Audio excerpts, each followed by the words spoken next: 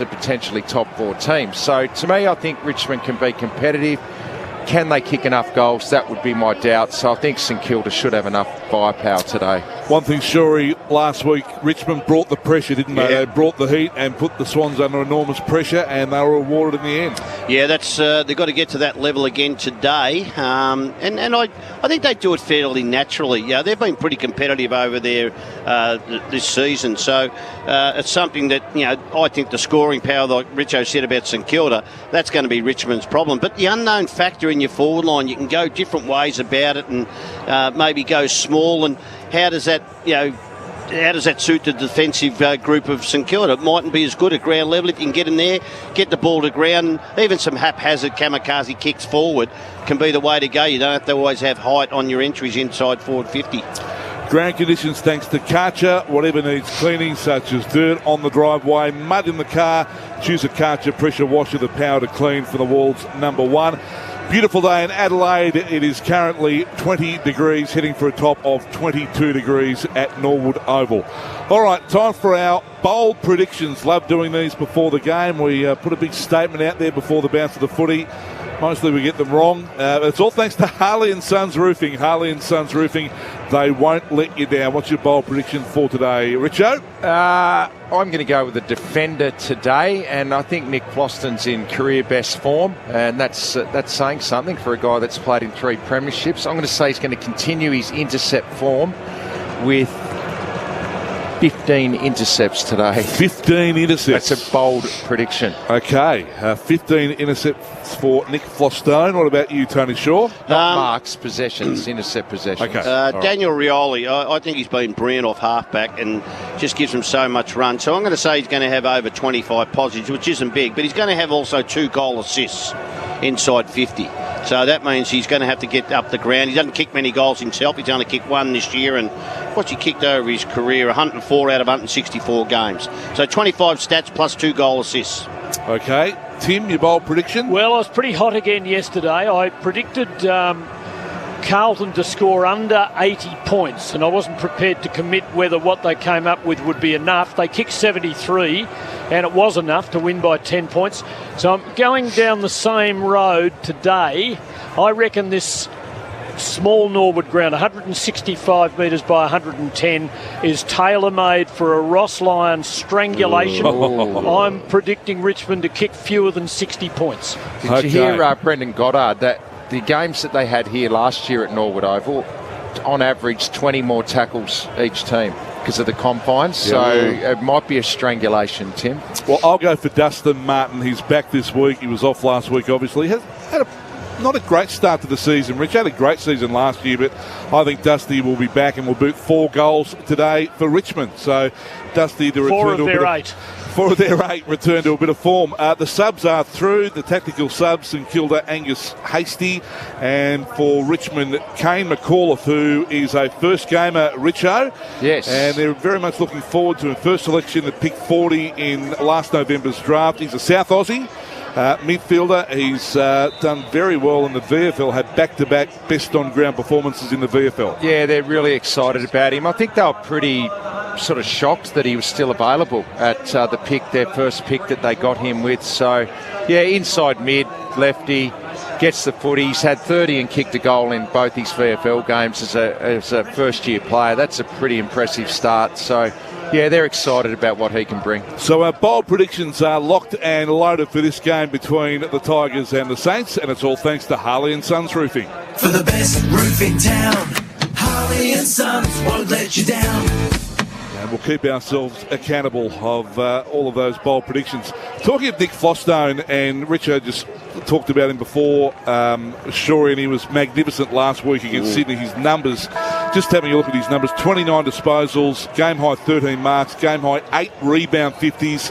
He had 3 inside 50s himself, 15 intercepts last week he had, Richo. That was a career high, so I'm asking him to do it 2 weeks in a row. 577 metres gained. We talk a lot about Tom Stewart and how to negate Tom Stewart, but what does St Kilda do to stop Nick Flostone, because he's such a weapon for them? Well, you've got to keep him involved, don't you? And a player like Mitch Owens might be the one, because he marks the ball so well, and Flostone likes to go for his marks. But you cannot. It's more of a system thing, and whenever we see Tom Stewart is a loose man or a +1 in defence, you know that Geelong normally win the game, and he is just so dominant. So you don't want to do that. Do St Kilda roll it up to the contest, roll a player up, and allow that to happen? Well, Floston will have his mark. He reads the play so well.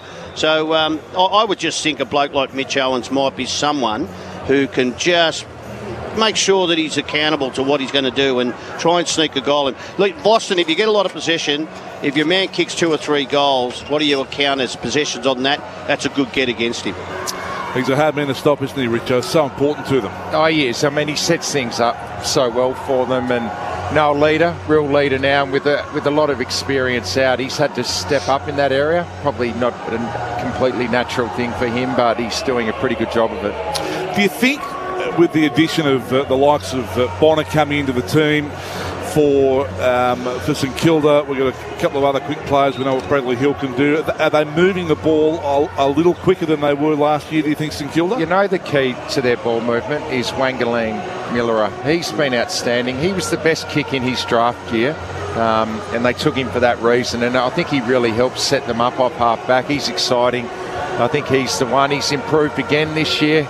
I think he's still got improvement in him, but I think he's the one that's really starting their ball movement. The big loss has been Henry, because he just added. I'm with you, Matty. I reckon the 3 of those players together gave him something. And Hill, matter of fact, Hill was the lesser light out of those in that first couple of games. I mean, they've done really well to go and sort of target Henry and get him over, because he's the forward half runner movement, and with Higgins creates that as well, running back. But Wanganeen Millera sets them up at half back with his elite kicking. He's the next level. Bonner had 1,000 metres. Look, that's a massive amount, but he had 17 turnovers. Only 12 players in history have had 1,000 metres. That's amazing. Around the grounds, thanks to Uber Reserve. Final score from the Hills: GWS 18,917 beat Gold Coast 13,1189 by 28 points. The Giants remain unbeaten after 4 games. Toby Green kicked 5, Hogan 4, Brown 3, and for the Suns, Ben King kicked 3 of their 13 goals. We're getting a good look at the ground now from the drone, and geez, what about that wing? It's very narrow. It's an odd shape, isn't it? One wing's a lot wider than the other from the centre square. It's a bit like a miniature of the old Adelaide Oval. Yeah. Before they changed the shape of it a bit by expanding the wings. So we've got the toss of the coin in just a moment. The weapon for Richmond, we're talking about the weapon for Wanganeen Millera, but Shea Bolton, when he gets the ball, things happen for Richmond. He's going to be a man that St Kilda try to stop. All right. Let's have a look at the toss here, Richo. You can take us through it. Big the tank there with Steele. There it goes. Who's won? Jack Steele has won. And I've got no idea which way he's going, because I don't know what the ends are called at Norwood Oval. Sorry, I didn't do my homework on the ends. Is it the Roger Woodcock end? It is the Roger Woodcock end. Left of screen, the Saints. But Shea Bolton, look, he's their most damaging player. Probably Martin would be, but Shea's probably taken over with Dusty sort of missing a fair bit of footy recently. Centre bounce, clearance player, he can go in, but he's a goal kicker. And it's almost impossible to curtail, isn't he? When he's on, he's one of those guys you can't stop. He's got that electric pace. Okay, who are you going with, Shaw, and by how much? I'm going with St Kilda. I think they'll get it done today by probably 2 or 3 goals. And Roger Woodcock, he played 267 games and kicked 602 goals, boys. How many tests, Roger? How many tests did Ashley Woodcock from South Australia play? Probably 3. I'm going to say 8. I think he played 1. Okay. Yep. What was that? Early 70s, 74, I reckon he played.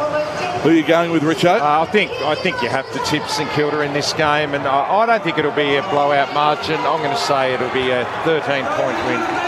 So packed house, Norwood Oval, as Gather Round continues on this Sunday. It is Richmond and St Kilda, and here's Tim Lane to get us started. A bit like North Hobart Oval, this, Richo, is lovely. about similar size, slightly bigger actually than North Hobart. Nathan Williamson, who umpired, I think on Thursday or Friday night, doubling up, bounced the ball, picked up by Sharman, but he kicked straight into an accidental smother. Stephen, wearing the sleeves, gets a rebound for us. St Kilda. Morris Rioli, so good last week, gets himself over the ball. The outcome is a ball up out towards the wing. And the ruckman will do it again. Marshall reaches over Nankervis. That'll be quite a contest. Picked up for the Tigers and driven forward by Dow. And off hands, it's out to the boundary at the 50 on the right half forward flank for Richmond for a throw-in. Already you can see it's going to be a congested affair. There's no real room to move out there, is there? Yeah, it's... So who's going to be better in tight today? Ball thrown back in. Nankervis knocked it down. Wilkie got a little kick forward. Seb Ross couldn't cling onto the mark. Big Nankervis goes in. Ross has got him, but Nankervis was able to get the kick away. And Morris Rioli jumps up and takes the mark. It was coming in hot. And he's taken it 49 metres out, 45-degree angle. He really ignited Richmond last week with his pressure. Yeah. He's the highest rated. When he forces turnovers, Richmond score off the back of them, and he's number one in the comp for that, Morris Rioli Jr. So it was a career game for him, and let's see if he got some confidence out of that. Fair mark too from Morris Rioli Jr. lining up for the first goal of the afternoon. On the runway now and kicking from the paint of 50. Starts it right, it comes back. He's got it. Great start for Richmond. And Morris Rioli Jr. has got the first goal on the board. All thanks to First National Real Estate. We always put you first at First National Real Estate. And the Tigers are 1 straight 6. The Saints get the score. It didn't feel like he kicked it well at all. It didn't spin very well. It didn't go very high, but it sort of kept travelling. So I'm wondering if there's any breeze to Richmond's end, because he's not a long kick, Morris, but he kicked it from 50. But a good start for him, a nice mark, and a good start for the Tigers. They're starting Shea Bolton in the forward line again, like they did last week, Richo. And then I thought they kept him in the forward line too long in the second half, even though they got across the line. So pretty talented forward line with those two players there. Good work by the big Nank to get the ball onto his boot under pressure. He is always in a contest until it's over. So much so that Brodie Grundy expressed sort of grudging admiration for him in our interview with the Big Swan after the game last Sunday. At the ball up, Nankervis and Marshall are at it once more. Saints have hardly had possession of the footy so far. They might get a bit of a shot here. Filippo picked it up and bounced to kick into the 50. No one knew where it had gone. King's got it for the Saints. Hand pass to Filippo, following up his earlier work. He's tackled though, and he didn't dispose to the umpire's satisfaction. Free kick to the Tigers, and they waste no time. They swing it out wide to the wing. Who can get there first? Sonzi sockers it off the ground. Ball still in play for Sonzi. He's able to keep it alive, and now Pickett. He got past the tackler. Handball forward. They'll sort it out though. Cordy, Sinclair get involved. Wilkie. And they sort it out nicely. The Saints. Mark has been taken back there by Battle. Battle goes out wide for Steele. Shove. And the umpire said it was a shove in the back. And silly by McIntosh. The ball would have gone out for a boundary throw, and he didn't need to do that. You just need to think through those situations. Like Blayton, and the St Kilda captain gets the free kick, and he drives it up to the wing. Owens and King were both in the mix. Burns at the drop. He got the handball out. Here's Mitch Owens firing a handball to Seb Ross. Then a low ball. Higgins just couldn't take that bouncing footy. It was coming in a bit too fierce for him. Tom Brown for Richmond sockets it off the ground and kicks it out to the wing. Cordy is in the way, and he dabs a little pass along the flank. King receives it a long way from goal. 75 out. Man on the mark sags back, lets him take a few steps forward. Into full 40 goes. No one able to mark. Crumb by Sharman. He snapped it. Goalie hurried it and missed by quite a margin. Should have done better than that. Tigers lead by 5 points. 1 goal, plays 1 behind. All that for Shell v Power. Fuel the footy feeling with Shell v Power. As Dan Rioli prepares to bring it back in, the umpire gives him the hurry up. So he plays on, takes a bounce. Bit of indecision by that man. He kicks it out looking for Rioli. Morris Jr. It bounces out, and we're going to have a throw in. Didn't have great design to bring that ball back into play. Dan Rioli will have a throw in 55 metres around for the Saints goal. Strange kick in, actually. I'm not sure what he was trying to achieve there. No real idea where he was going to go with it. Ball thrown back in. Here's Steele. Crumbs that well off the throw in. In goes Seb Ross. The numbers multiply on the Sharon, and the umpire will sort it out with a ball up just outside the 50 for St Kilda. Got a Ross on each team. Keep an eye on that. Seb for St Kilda. Jack for the Tigers. Dow gets a boot to the ball on the ground, but Bonner was in the way. Now it's Steele who drives the Saints forward. Lands about 30 from goal. Off a pack Taranto. Sweeps a hand pass wide to Rioli, who drives it, Rioli Senior, to the wing. Lafau, pretty good last week. Takes on the tacklers, fought them off, gave to McIntosh. Back to Dow, still under pressure. Rioli again, Martin, Taranto, Martin. Martin now kicks in towards half forward. They did well there. Held up under the pump. Mansell's got it, and he sees Bolton loose in the pocket and delivers lace out. 30 out, angle tight. Tougher than 45 degrees. And Tony Shaw is just motioning to me. You've got to have good hands in traffic. And Richmond did. They had 2 or 3 really good handballs in a row. Taranto, Martin. They hit the target every time and eventually got a player out. And then they were off and running. Martin involved a couple of times. Shea Bolton. He has become their X factor. Comes in. Kicks it from outside 40. There's a breeze that's taking it from right to left, as it did Rioli's kick. And this goes whooshing across the goal face for a minor score. 1-1 to 1 behind. Tigers lead. Wanganui Millera brings the ball back into Bonner, who goes to Wanganui Millera, who ran on. Feels like maybe the Saints do have a breeze. Then Jack Steele went that way, so you'd assume he went with the breeze. Pole kick to the corridor was good for Sinclair. Handball to Brad Hill, who's running for him. And he kicks it out wide. Bouncing footy here for Wilson. He's able to gather it in. It was a fickle bounce. Sharman now back to Wilson. Now to Burns. Oh, Burns a critical fumble. Graham picks it up. Here go Richmond on the counter punch. Although Campbell was run down from behind, Seth Campbell. Took one step too many. And Cooper Sharman rewarded with the free kick for the Saints. Yeah, Campbell loafed a bit there. Short kick to Hill. That's just a young player there, Tim. Yeah. On the wing, into half forward, he goes. Zach Jones has got it, brought down by Taranto, managed to dispose. Play on as the call. The kick didn't go very far, went about half the distance, which sometimes sends Shorey into apoplexy when it's paid as a distance that allows for a mark to be paid. At the ball up, Marshall got his body in the right spot. Jones has got it for the Saints. Had to release though to nobody. Picked up by Cordy. Out wide to Wilson. Gives to Hill on the flank. Centering ball was good. It'll land 30 out. Brought in good posse for Richmond. Gave it to Short, who was tackled. Couldn't get it onto his boot. Pile up of players. The umpire steps in to ball it up. 30 out from St Kilda's goal. If the Saints have got the win, they haven't made a good start because the Tigers have kicked the only goal so far. Ball up and forward for the Tigers. Brad Hill tried to flick it up. Nice pressure by St Kilda. Jack Ross got the handball to Campbell. Campbell out wide now for Taranto. Had to go back and collect it. He gives the handball on Brown, has it now for Richmond, and the kick. Oh, player just losing his footing there. Might work out though. Shea Bolton, the Dustin Martin. Martin inside the 50. Great. And Lafau takes the mark. Good vision by Dusty, didn't blaze away. Lafau will go back and line up from 45. He's had a good start, Martin. Some good hands, and the 2 kicks inside forward 50 have been from Martin with his good vision.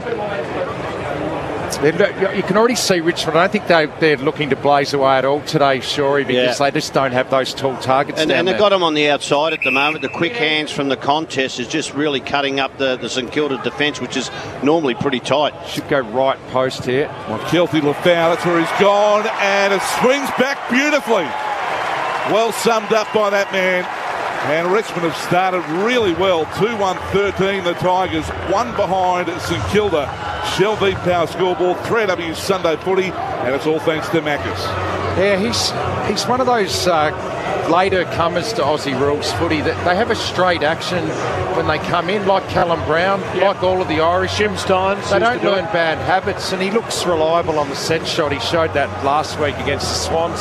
And again there, it looks really reliable the way he walks in and kicks. I love Dusty. I love Dusty just getting the group together. They're a young forward line, and he was just probably indicating to him, just keep your space at times. You will find space inside 50, and they've lowered their eyes a couple of times, and they're going to pinpoint, as you said, Richo, inside 50 instead of bombing.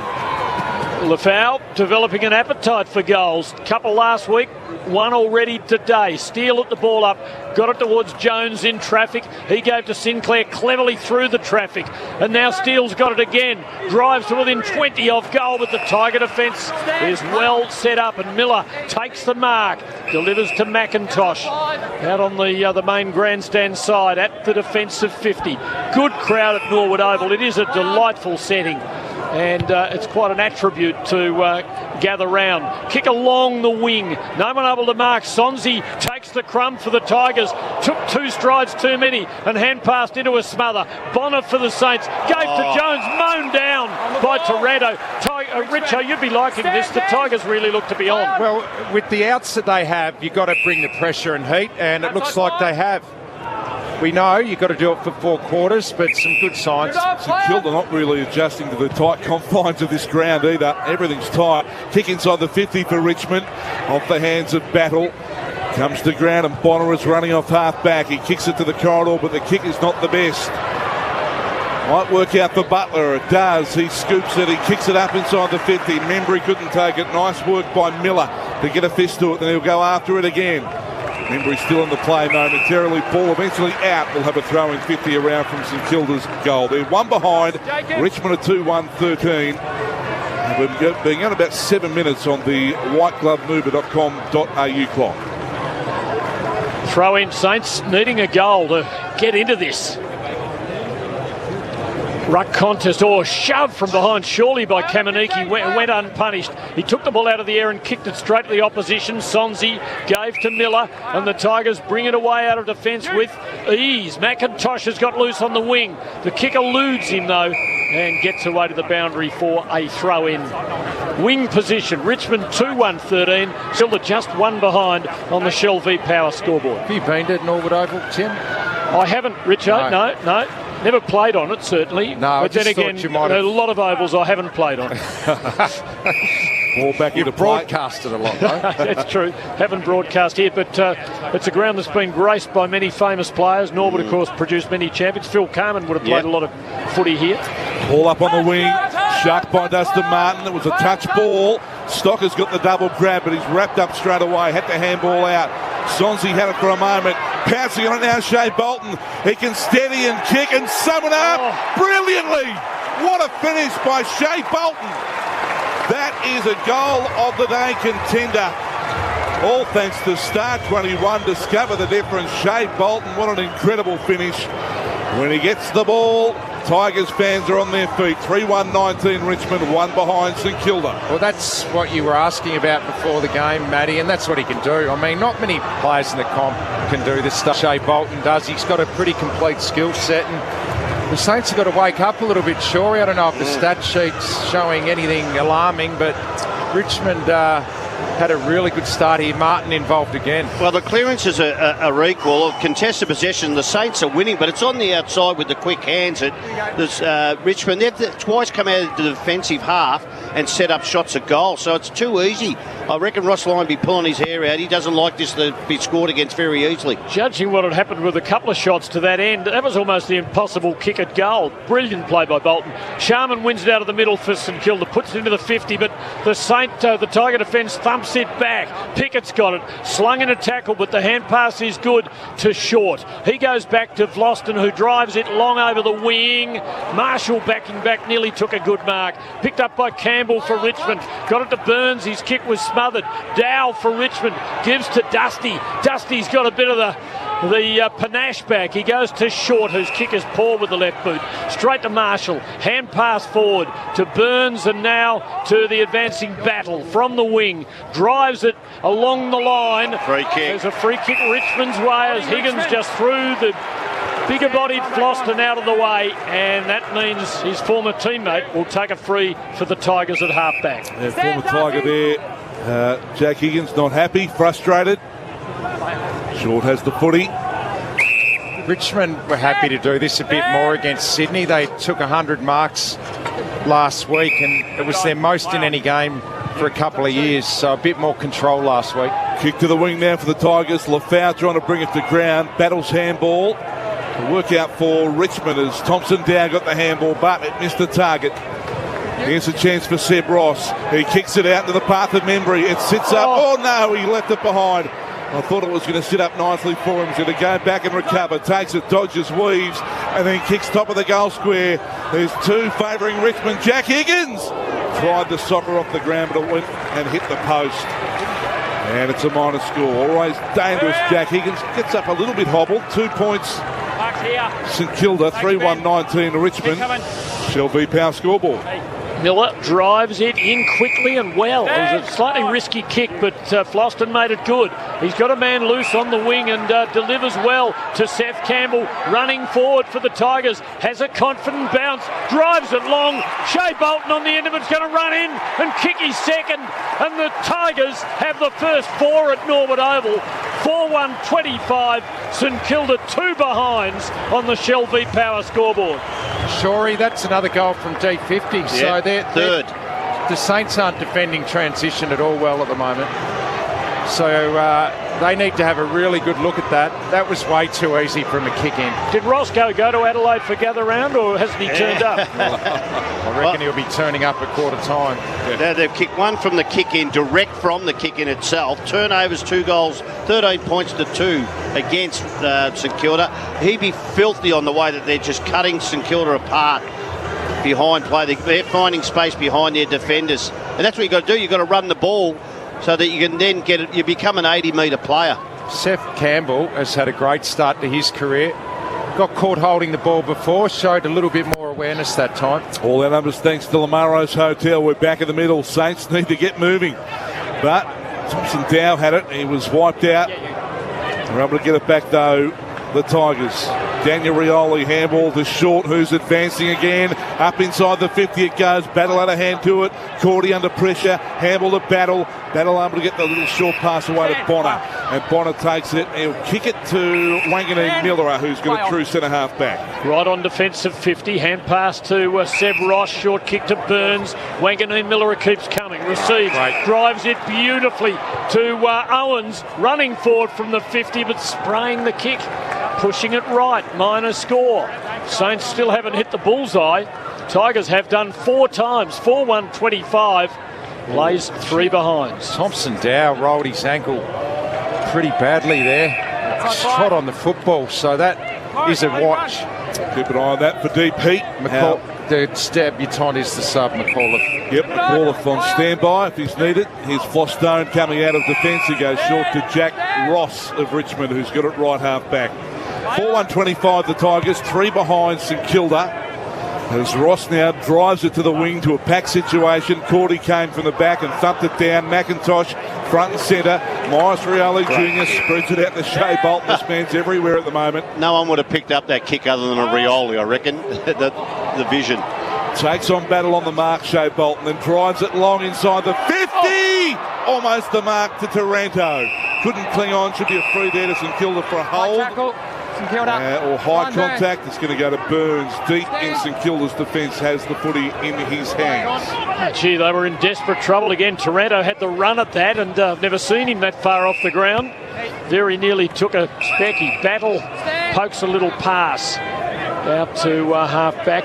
Bonner with the footy. 4-1-25 to 3 behinds. Bonner switches play with that rapier-like left boot and finds Wanganeen Miller. He takes it very wide, misses Wilkie, and it bounces over the line for a throw-in. Saints haven't turned up. Roscoe is there. We've just seen a TV shot of him, not looking terribly happy, Shorey. Well, Tim, a switch on this ground isn't going to help you as much as it hasn't got the width, so you switch in the pressure still. It's you better go try in the corridor. Because it's easy to roll your numbers across side to side. You've got to go forward here. Lateral don't work.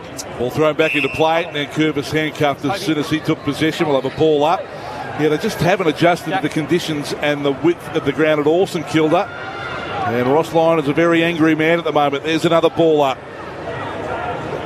Campbell was able to get it out and then spiked forward by Taranto. St Kilda got it covered. Oh, gee, Filippo's kick wasn't the best, but it might work out. As Marshall got boot the ball down the line, Membry presents up, takes it on the logo. Tim Membry jumps to his feet. He kicks the half forward, and King has been paid the mark. Maybe on a tad early on the whistle, but the umpire said he had enough of it. So Big Max King now drives it long. That's a big long kick right to the teeth of goal. But Broad is able to get back and take it at the last line of defence for Richmond. Tigers dominating everywhere. Kicks to Dan Rioli, who goes to Pickett. They're doing it at will, just weaving a path out of the back half. And Ross, Jack, receives and kicks to Graham just outside the centre circle. Working their way forward, though, with maximum authority. Now to Dusty, edging forward from out on the wing, and he places his kick to the boundary. He was... it's gone out of bounds. He was after Kuzitsky, but wasn't able to keep it alive, and the ball will be thrown in up towards the right forward pocket for the Tigers. What's Dustin Martin had, Tony? He's had enough, 8. He's just come off the interchange for that last one. Clever to 4 hit-outs too at the moment. Here's Marshall in the ruck, wins that one. Handball to Filippo, to Brad Hill. Had to kick it in a real hurry to the wing. Going to be gathered well by Young, though, of Richmond back inside the 50, but nothing at home as Battle is back there and taking the mark for St Kilda in defence. Goes laterally to Wanganeen Miller. That's the move they tried a little while ago from one side to the other.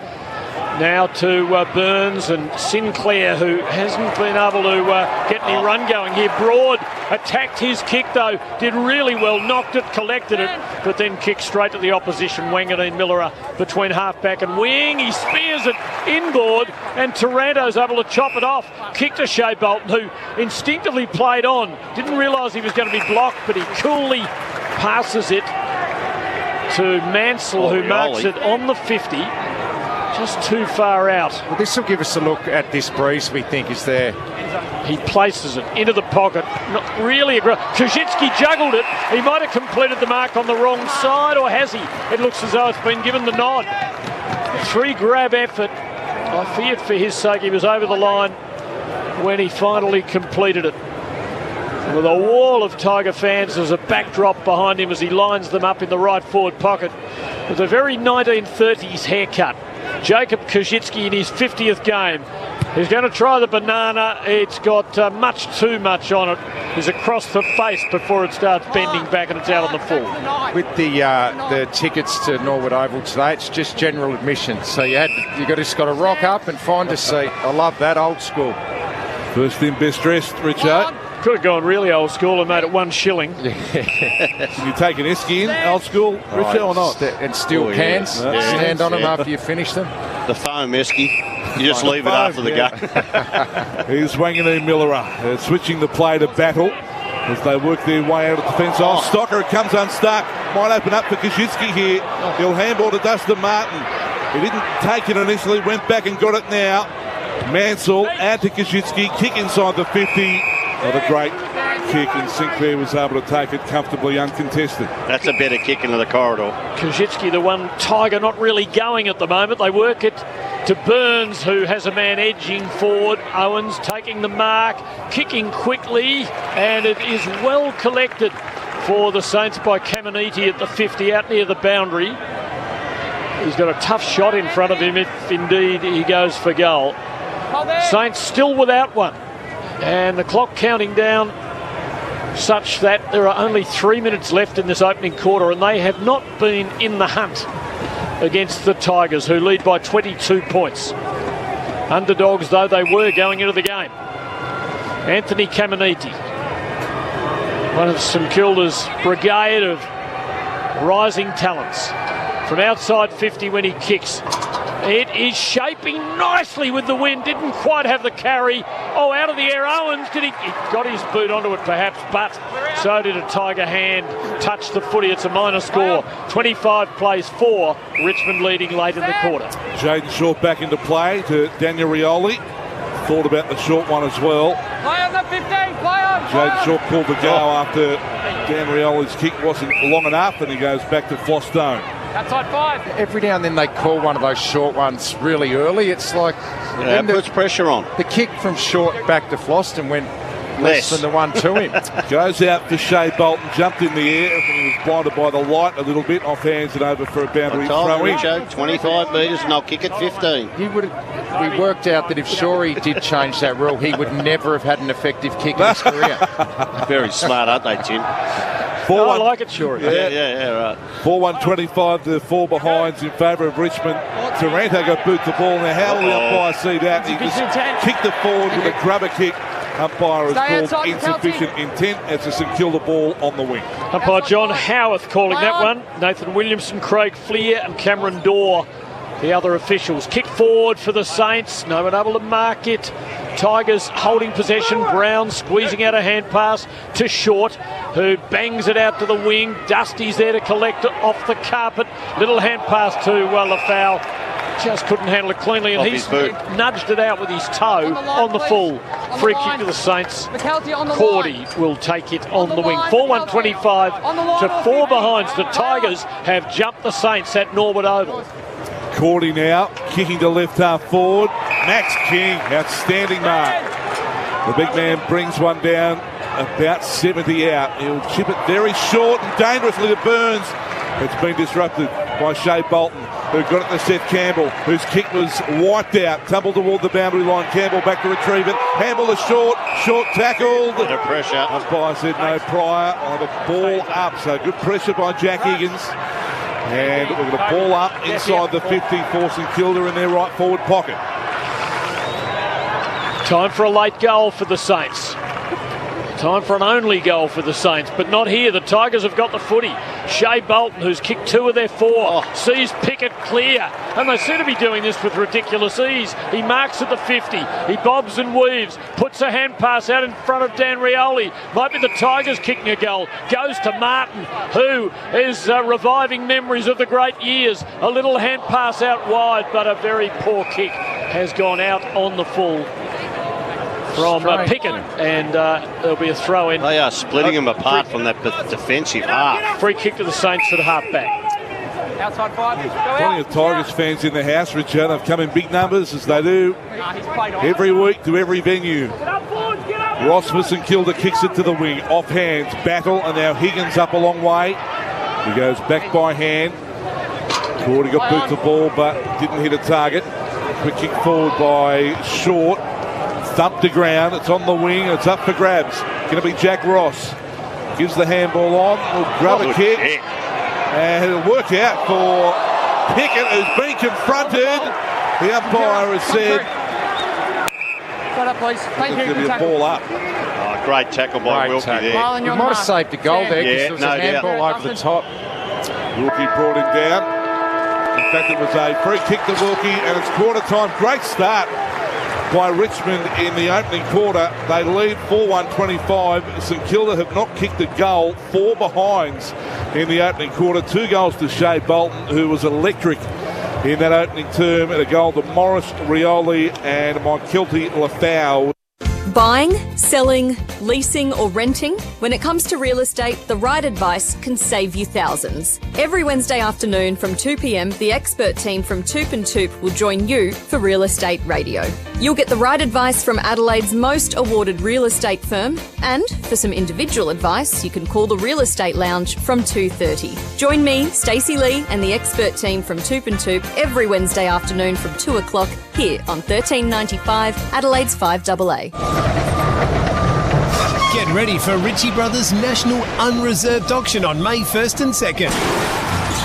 Whether you're in the market for diggers, dozers, prime movers or trailers, your search ends with Ritchie Brothers. We're the trusted name in the industry, bringing you the best selection of new and used equipment and machinery across Australia. Join us for 2 massive days and don't miss out. Everything's unreserved and everything will go.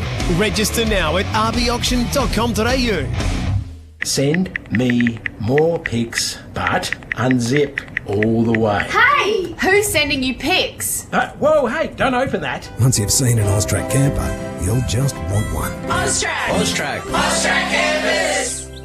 Pathology is an essential part of our healthcare system, and 70% of all our medical decisions rely on pathology tests. They help GPs and other healthcare professionals diagnose illnesses, diseases and infections. And we all benefit from pathology being bulk billed. But government funding hasn't increased in 24 years. So to keep pathology affordable and accessible for all Australians, visit keeppathologybulkbilled.com.au. Authorised by LWET, Australian Pathology Canberra. When you want a retractable door screen, you want uninterrupted views and natural ventilation combined with protection from insects. You want Phantom Screens. Our custom-made retractable door screens can be colour matched to your existing decor and span up to 7 metres wide. And they disappear out of sight when not in use. A screen that's there 1 minute, gone the next. From the hills to the coast and everywhere in between, let the fresh air in with Phantom Screens. Get inspired online at phantomscreens.com.au.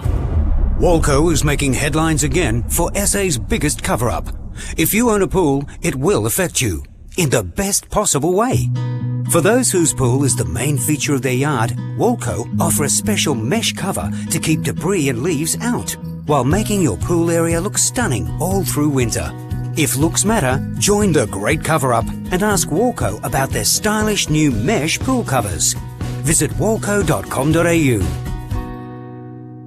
The Snooze Autumn Sale is on now. Save up to 40% off bed frames. Plus, for a limited time only, take an extra 10% off selected bed frames. Hurry, the Snooze Autumn Sale is on now. Exclusions, T's and C's apply. What a little snooze can do. 5AA's coverage of the 2024 AFL Premiership season.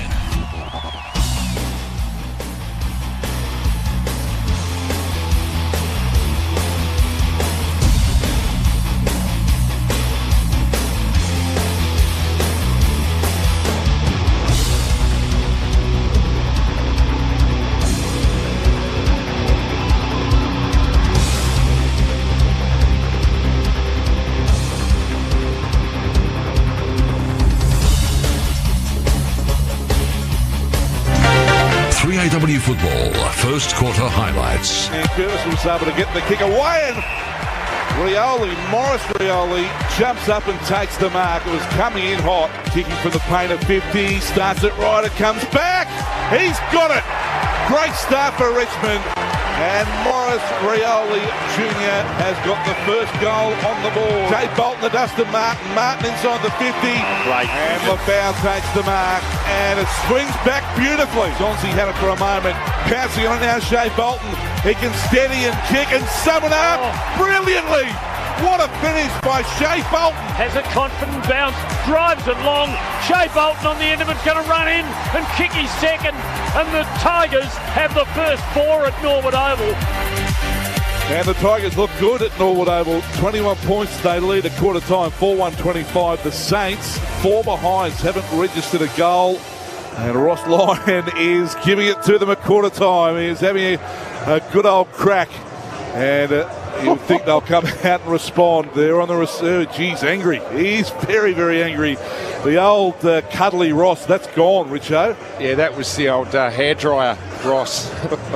He had a fair go there. He came straight out and had a chat before they even did their, magnet boards and all that sort of stuff. And fair enough, because Richmond moved the ball way too easily from the half back line, and they actually scored from that position. So you'd expect the Saints to adjust now, because Ross really did. He was fired up there. He's sweating after that, after he unloaded. For Lamaro's Hotel, I think, sure you got all the numbers for us. What do you got? Well, inside 50 is pretty close. Everything's pretty tight. Clearances, contested possessions. They kicked 2 goals coast to coast, which I reckon Ross Lyon would be filthy on from their back half. Two goals, 1-0 from turnovers kick in. Martin's had 11, Shorts had 10, Rioli and Bolton 8, and kicked 2 goals, 1. Well, let's see if the Saints can respond. 21 points the lead of Richmond as we begin the second quarter. Marshall able to guide it down. Steele can't escape with it. Umpire will have it and ball it up again. Nankervis is dominant in the ruck too. Tap outs is killing. Quick ball up. Congested again. Hill brought to ground, and again the umpire going to sort it out with the ball up as Nankervis was able to bring Brad Hill to ground. Nice work, Marshall. Guided that one down. But Big Nank trying to get boot to ball. Thompson down. Again, arms and legs everywhere. And Maybe you can clear it, Tim. Back in this way, Rowan. We'll have a ball up on the edge of the circles. Nankervis and Marshall. Nankervis clear win there.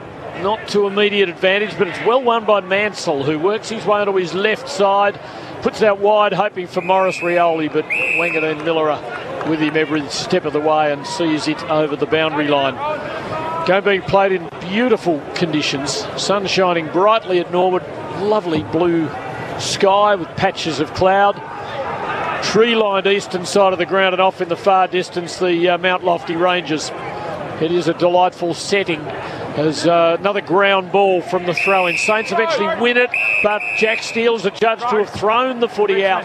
Tim Taranto. Taranto will take a free kick. As you heard the umpire announce, he's just forward of the wing. He's got Short, a specialist kicker off half-back to receive the hand pass. Kick inside the 50 or Seth Campbell was crashed by Sinclair, but got a hand pass to Morris Rioli. Tigers work it around. Nankervis, Jack Graham now, South Australian, back home. Got a hand pass to Taranto, who was crashed to the ground from behind by Owens, and comes up with a free kick. Kicks quickly to the goal square. Number double to mark it. Songzi crumbed it, but was pressured. His kick went out on the full in the forward pocket. Tried to kick the cover off that Dusty and munged it in there. Margin 21 points. No change to the quarter-time score in favour of Richmond, and the free's going to be taken in the back pocket. Just check out the next throw-in on the wing, boys. The ruckmen are standing inside the square. Just shows how skinny this ground is. Wanganeen Miller up with Sharon in hand. He goes short to Bonner. Bonner now, he will drive it up to the wing. To a packed situation. In front was Flostone. He couldn't take the mark. Hill was stripped to the footy. And footy going nowhere. Umpire to come in and ball it up as Tyler Young was tied up in the tackle. Had that ball up between wing and half forward favouring the Tigers. Steele from the ball up, got the handball of Filippo, who got it onto the boot and kicked it up the wing. Thumped forward by the Tigers. Ground level ball, Taranto, sockers it forward. It's all Saints though. A kick heading for Steele to half forward, but Broad has got it covered. He takes the mark at centre half back for Richmond. Saints looking all at sea on this ground, as though they just have not adjusted at all to its difference, although this time it's the Tigers who mess things up by going very wide and the ball's out of bounds out on the wing. Bonner receives a short ball from Wilkie, kicks to Hill just behind the centre line for St Kilda. Going to go long and along the flank. Big pack, Broad nearly marked it. There'll be a free kick St Kilda's way. And it goes to Cooper Sharman. Outside 50. Got a good look at what's ahead. The lead from Filippo. The pass hits him on the chest. Poor defensive setup there by the Tigers. They just left a big gap. Big hole of space. And it was a good lead by Filippo. Yeah, they didn't cover off Taranto and Floston. The Tigers' set shots in the first quarter came from the other pocket. They had reasonable success. There seems to be a bit of a cross breeze. Filippo probably needs to aim right post. He does do well. He's gone right behind post, and he's gone wider than that. King tried to mark it, couldn't hang on. Touched it over the line. Throw in St Kilda's right forward pocket. Definitely players not adjusting well at all to just some different conditions at the suburban ground. They're being spoilt. Tigers have played it pretty well though, haven't they? I mean, they've been more willing, but they're playing it well. 3W footy for Maccas. Ball thrown back in. Nankervis slaps it down. Cameron Eady grabs it. Stripped to the footy. Going to be Zach Jones to get boot to ball. He can come out of it. Higgins, he's been upended. That's holding the ball. Richmond. Free kick to the Tigers. Daniel Rioli was the tackler. Gets on with business. He swings it out wide. It'll be a gather by Miller, who kicks it back inboard. Double grabber by Jack Graham. He's able to control it and take it at right half back. Important bit of experience back in with losing Baker to get Graham back in today. Graham goes down the line, kicks to a contest. Shea Bolton was able to make it a contest, brings it to ground, but Steele fired the handball out to Bonner of St Kilda. Bonner and a half forward, big jump from Flostone, couldn't take it. Waiting down, short, handball to Graham. Graham will go the short one again, and Daniel Rioli has it on the wing, Richard. I reckon Thompson Dow, that ankle, he's tried to get it moving. It's no good. He's coming from the ground. I reckon there might be a sub this time.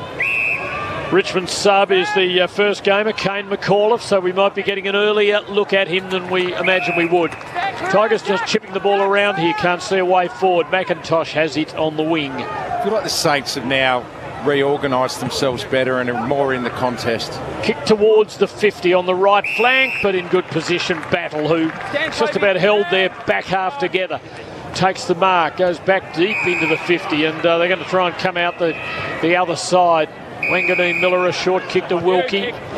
He pokes it on out across the 50. And the Saints can try and build something here. It's in the hands of Bonner, who places it along the flank. All Richmond, but a couple got in each other's way. Miller, or Young it was, who got it into his hands, but was in a collision with a teammate. Ball tied up at the drop, and there will be a ball up. And we're seeing a TV shot of McAuliffe warming up as though he knows his moment is at hand. What a feeling it must be, Richo. That'll take you back in time. Oh, yeah, nothing better. And he's a hometown boy. He'd have a big contingent of family and friends there today, Tim. And he's got form coming in, 2 best on grounds in the VFL. Free kick to Richmond. Jack Graham going to take it with the Tigers leading by 21 for Robot Building Supplies. Kick to half forward. Wilkie got there with a spoil. Comes to the ground for Taranto. He spins and kicks inside the 50, and Shea Bolton jumps up and takes a cracker. He's not going to line up. He's going to give it off to McIntosh. McIntosh going to be quick. What were you doing, Dan Rioli? Just had to go back. Or Shea Bolton, rather. Shea Bolton just had to go back and line it up. But he tried to do the team thing, Richo. Yeah, he does. And it doesn't come off. He can do that at times with the set shot. He's not as comfortable on set shots as he is snapping and running with the ball. Saints go across the goal face to Cordy, who thumps his kick out towards the wing. Jack Steele stood with tremendous courage under a ball, knowing that the Indians were coming. Ball out to the boundary, and there will be a throw-in. Out on the wing, Dusty down on his haunches, but picks himself up, looks to be okay. Just Richmond's side of the main stand wing. In the ruck contest, Nankervis took the scruff of Rowan Marshall's jumper, concedes a free kick. Marshall kicks quickly. Saints still looking for their first goal. They might get it here as King has just done enough to be paid a mark. Tyler Young was trying to prize it away, but the umpire, it was a free kick, I think we hear the umpire saying, as though there was a hold in there or an arm chop. Looked a bit stiff. It's just his height. I reckon there. he marked it nearly anyway. Too big for Tyler Young, so you can't allow him to be one out like that. You have to get a third man assistance in here.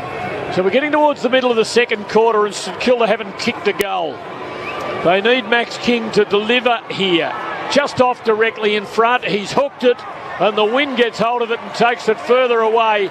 He's lucky to score a behind.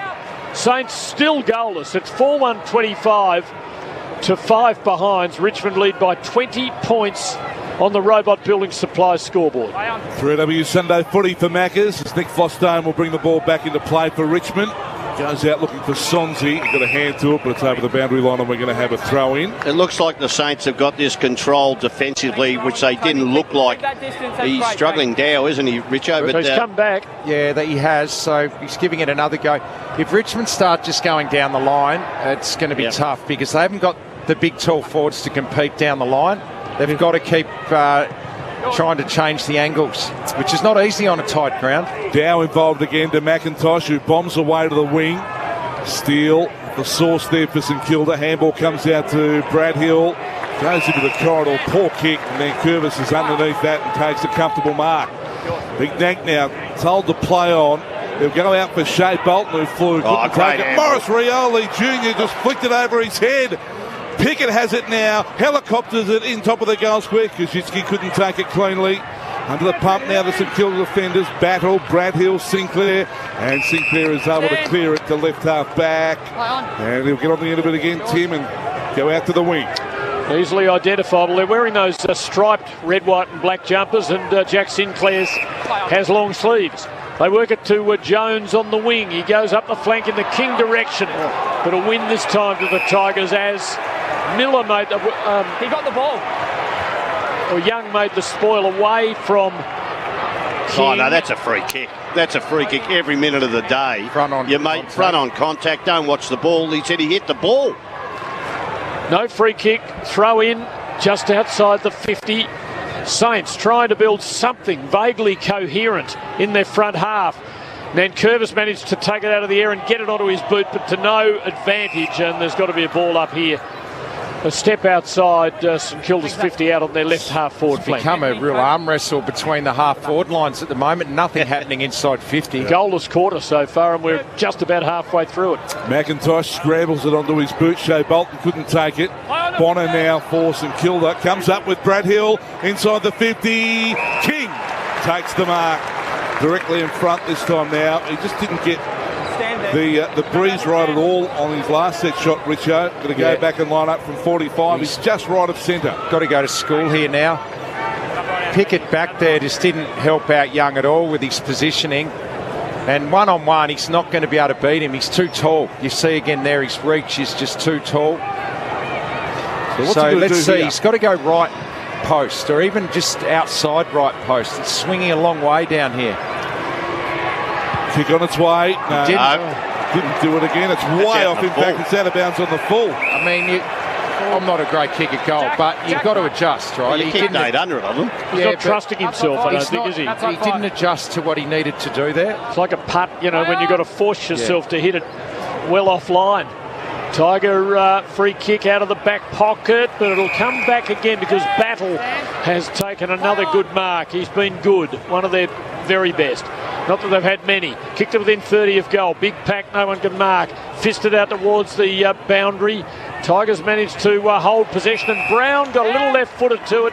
Did well and finds Tom Dow, who's doing okay. Gives off a hand pass to Young, who drives it back to the wing.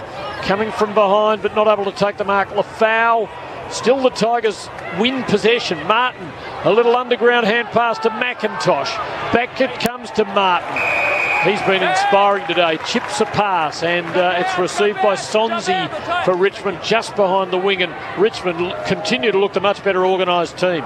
Sonzi now kicks it to half forward, and there'll be a free kick to the Saints. No, go to Richmond. Point the other way, so Tigers going to take it. 2-on-1 there. Bolton did pretty well. Shea Bolton will come up with a free kick here for the Tigers. Probably owes them one, Shea. Giving it off from 25 metres out before. Kick and a half out from goal. Glances into the centre corridor. That's where he heads. Stand. Miller has the footy and looks like he's going to send it up long, up inside the 50 for Richmond. McIntosh underneath it, couldn't take it. Quick handball comes out to Taranto. Taranto thought about the handball, pulls the trigger with the kick. He goes to the forward pocket, off hands. Butler back there cleaning up. What's he doing back in defence? Cleans up for St Kilda. Goes with a clearing kick, but good mark to Tom Brown of Richmond. Takes it just outside the 50. He's a good kick, this kid. Let's see what sort of option he can find inside 50. Looks like he's going to be quite a player, Richo. Yeah. He's looked better every game we've seen him. I've seen him 3 weeks running. He can put this in a scoring position from outside 50. He kicks it high to the... Oh, gee, there must be some wind going that way. And yet there hasn't been a goal kicked at that end in more than a quarter and a half of footy. Tigers score a behind. It's 4-2-26 to 5 behinds on the Robot Building Supply scoreboard. They work it into Battle in the back pocket, and he pokes it to Cordy, who gives to Bonner, and out to the wing he goes. Great Hill on the end of it, so he's on the wing. Hill shuffles back over his mark. Again, looking inside the corridor. The umpire tells him to go. He'll kick it down the line. It was a touch ball. Touch ball. Play on. Short just realises he took it, and then because he was in such a hurry, it flew off the side of his boot, and Stocker now takes the mark for St Kilda. Stocker now just holds as well. He looks inside the 50 deep, and he drives it that way. It'll just sit up in the breeze a little bit, come to ground. Owen's trying to get hold of it. Daniel Rioli handball out to McIntosh, who somehow found some space.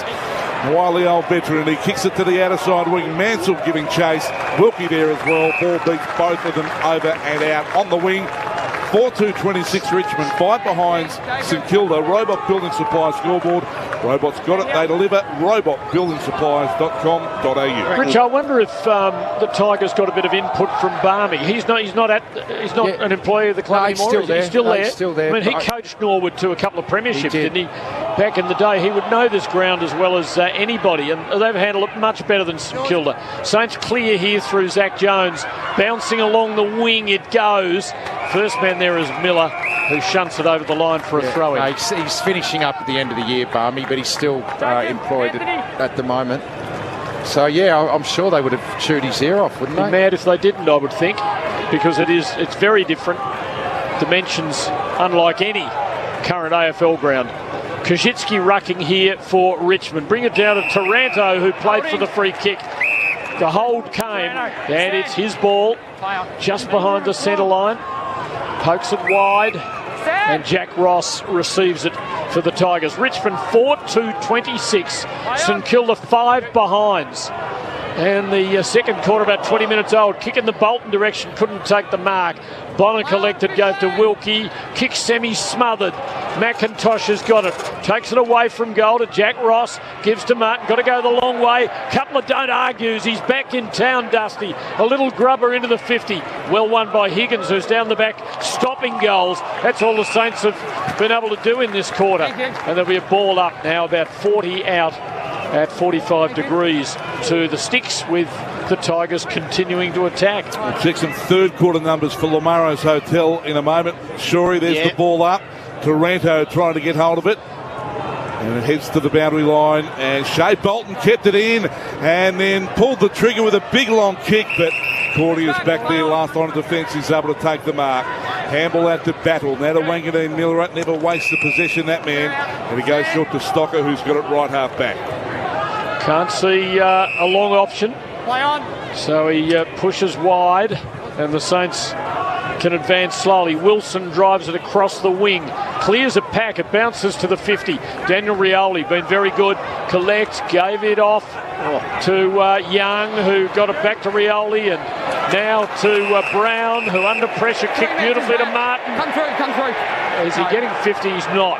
He looked for it. In fact, you can see Milk lying all over the ground as he did his best to win the umpire's attention.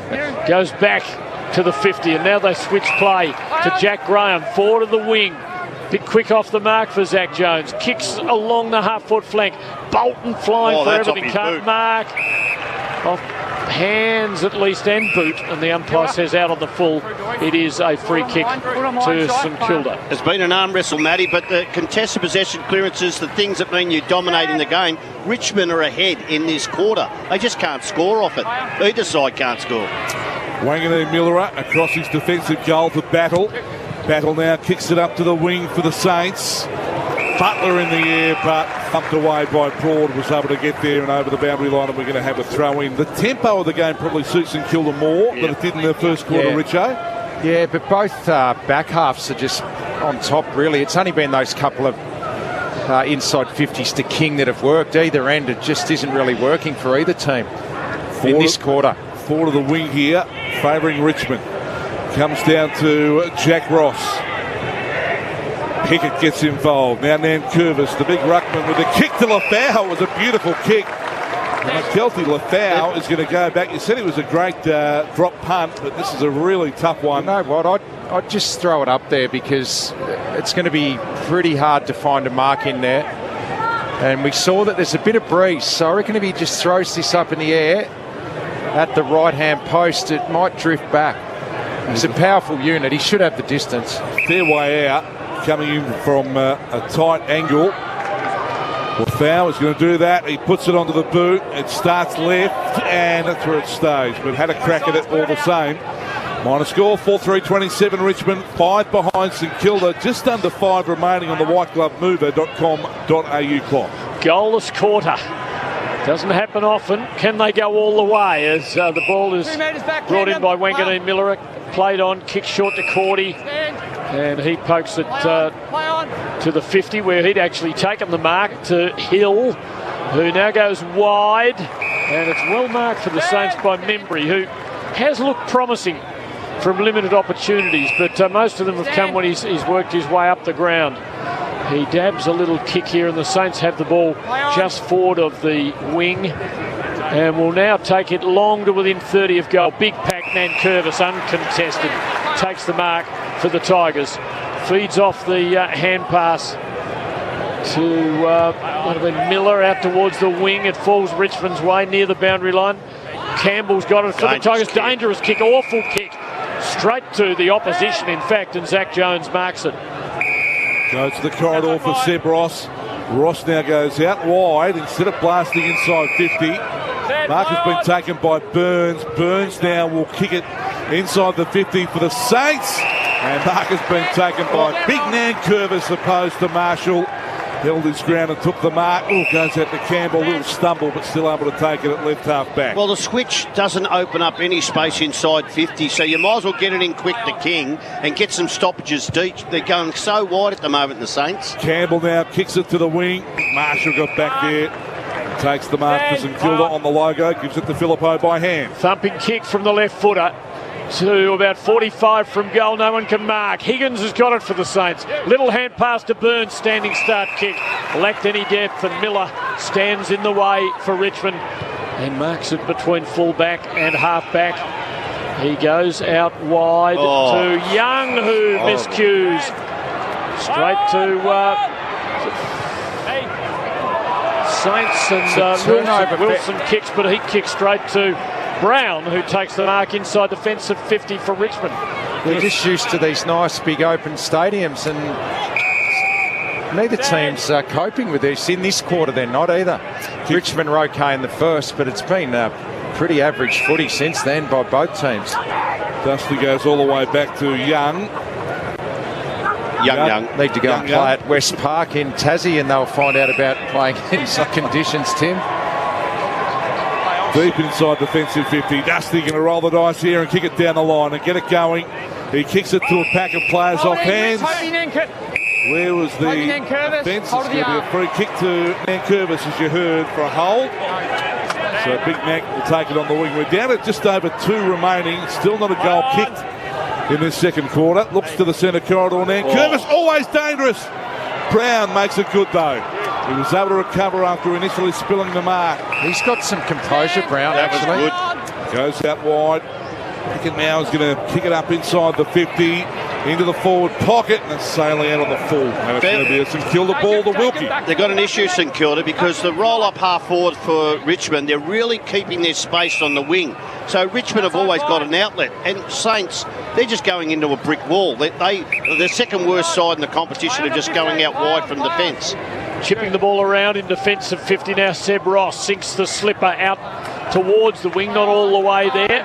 Ground level contest. Filippo shot out a hand pass to Membry to Steele, and now to Wilson, who drives it across the wing for the Saints. Marshall let it bounce, but ground level, Dan Rioli much too quick for him. Shook off a Higgins tackle, shook off a Butler tackle. Both former Tigers. He beat them with ease. He drives long off a pack. Wanganeen Millera, Crumb, drove it forward for the Saints. The door opens for them. King's got it. He's got a man out the back. Higgins it is, who takes the mark before Daniel Rioli can arrive. And Higgins might have the last laugh here. He's 20 metres out, directly in front, and should, in the last minute of the half, kick St Kilda's first goal.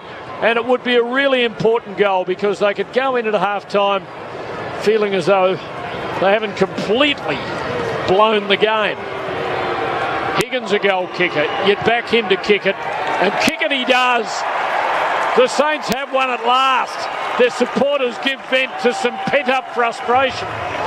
Richmond 4-3-27, St Kilda 1-5-11 on the Robot Building Supply scoreboard. How's Ross looking? A little bit more comfortable, but I wouldn't say comfortable. Gee, marks inside 50, only 4 for the Saints, 8 for Richmond. So it's just going to be one of those days. Who's going to show more composure as the game wears on? Because of the tight confines, good decision makers will come to the fore in this second half. That was a turnover goal then. Just back into the corridor, they had numbers. Miller, we know the way that he runs from half back. And that's the time they held their space, Richo. I said Richmond are doing it.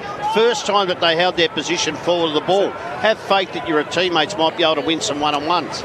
Yeah, Wanganeen Miller opening that up with his beautiful kicking. We're back in the middle. 30 seconds left in the quarter. Nankervis takes it cleanly and he's tackled straight away, and the umpire will come in and pull it up again.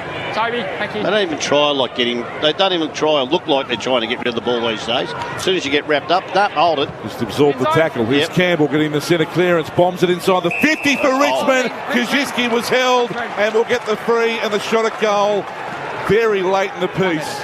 Thanks, Shane. Well, he's going to be kicking after the siren, and we've seen to this end there is breeze, and I reckon he's just got to go right goal post inside here, and he shouldn't have to try and kick it too hard. It should be a regulation shot, really. Well, he can kick a goal. He kicked 27 for Hawthorn in 2021. Only 9 goals last year from 12 games. The Hawks decided to move him on at the end of the season. Let's see what he can do here after the siren. At half-time, coming in from 45 metres, Kaczynski's kick is good. They'll get to him. First goal in Tigers colours for Jacob Kaczynski. That's a big goal on the half-time siren. How would Ross be? They work all quarter to finally get a goal, and they give one up on the siren. He'd be absolutely ropeable. So, 5-3-33 Richmond at the long break, and St Kilda are 1-5-11. Kaczynski, a goal kicker, obviously. Bolton has 2, Lafau has 1, and Rioli has 1 for Richmond. That's Morris Rioli. And for St Kilda, Jack Higgins is their sole goal kicker. As we move into our Sheen panel service half-time break, we'll hear from Shorey and Richo at the half. But it is Richmond 5-3-33, St Kilda 1-5-11 at Norwood Oval. Having access to reliable healthcare services gives us all peace of mind. Too many South Australians living hundreds of kilometres from Adelaide have a local hospital that doesn't have enough nurses or midwives. Frightening? Without state government action, we won't have the nurses and midwives needed to keep our regional hospitals running. Support those who care for us at regionalincentives.com.au. Authorised by EDBARS ANMF SA Branch Ridleyton. At Coles, there's great value hands down across fruit and veg this week. Like delicious 100% Aussie carrots. Just $1.30 for a 1 kilo bag. Just $1.30. Get great value hands down at Coles. Offer ends Tuesday. Gliderol Garage Doors have been manufacturing and installing doors in SA since 1974. From roller doors and sectional doors to customer designer doors and timber doors, the Gliderol range allows you to upgrade the street appeal of your home to any style. We also supply and install insulated sectional doors. Aside from the perfect smooth finish, insulated doors provide thermal and acoustic benefits. Call Gliderol on 1300 799 177 or visit gliderol.com. We've all got our favourites in life, and there's nothing better than a trip up the hill to the Barossa. Ancient soils, old vines, and plenty of those first-class wines. And a must-stop while you're there is my mates at Rusden Wines. So relax with a glass of my Old Faithful. It's truly the best Rusden Blackgut Shiraz. Do yourself a favour, visit the cellar door in the Barossa and make your next red a Rusden. RusdenWines.com.au. Get ready for Ritchie Brothers' National Unreserved Auction on May 1st and 2nd. Whether you're in the market for diggers, dozers, prime movers or trailers, your search ends with Ritchie Brothers. We're the trusted name in the industry, bringing you the best selection of new and used equipment and machinery across Australia. Join us for 2 massive days and don't miss out. Everything's unreserved and everything will go. Register now at rbauction.com.au. You don't have to trek into the wilderness to experience the wild. Unspoiled nature awaits at the largest safari experience outside of Africa, right here in Adelaide. Monarto Safari Park is home to many of Africa's most impressive animals.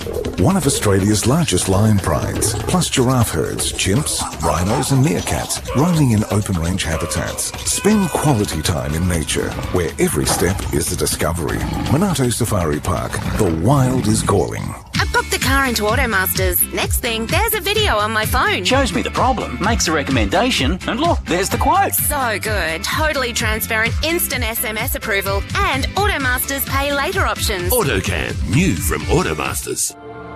Macular degeneration is Australia's leading cause of blindness. If you're over 50, have an eye test and macular check. Early detection is vital. You can have the very early signs without even knowing. Information, guidance and support is only a phone call away. Call the Macular Disease Foundation on 1800 111 709 for a free macular degeneration information kit. 5AA's coverage of the 2024 AFL Premiership season.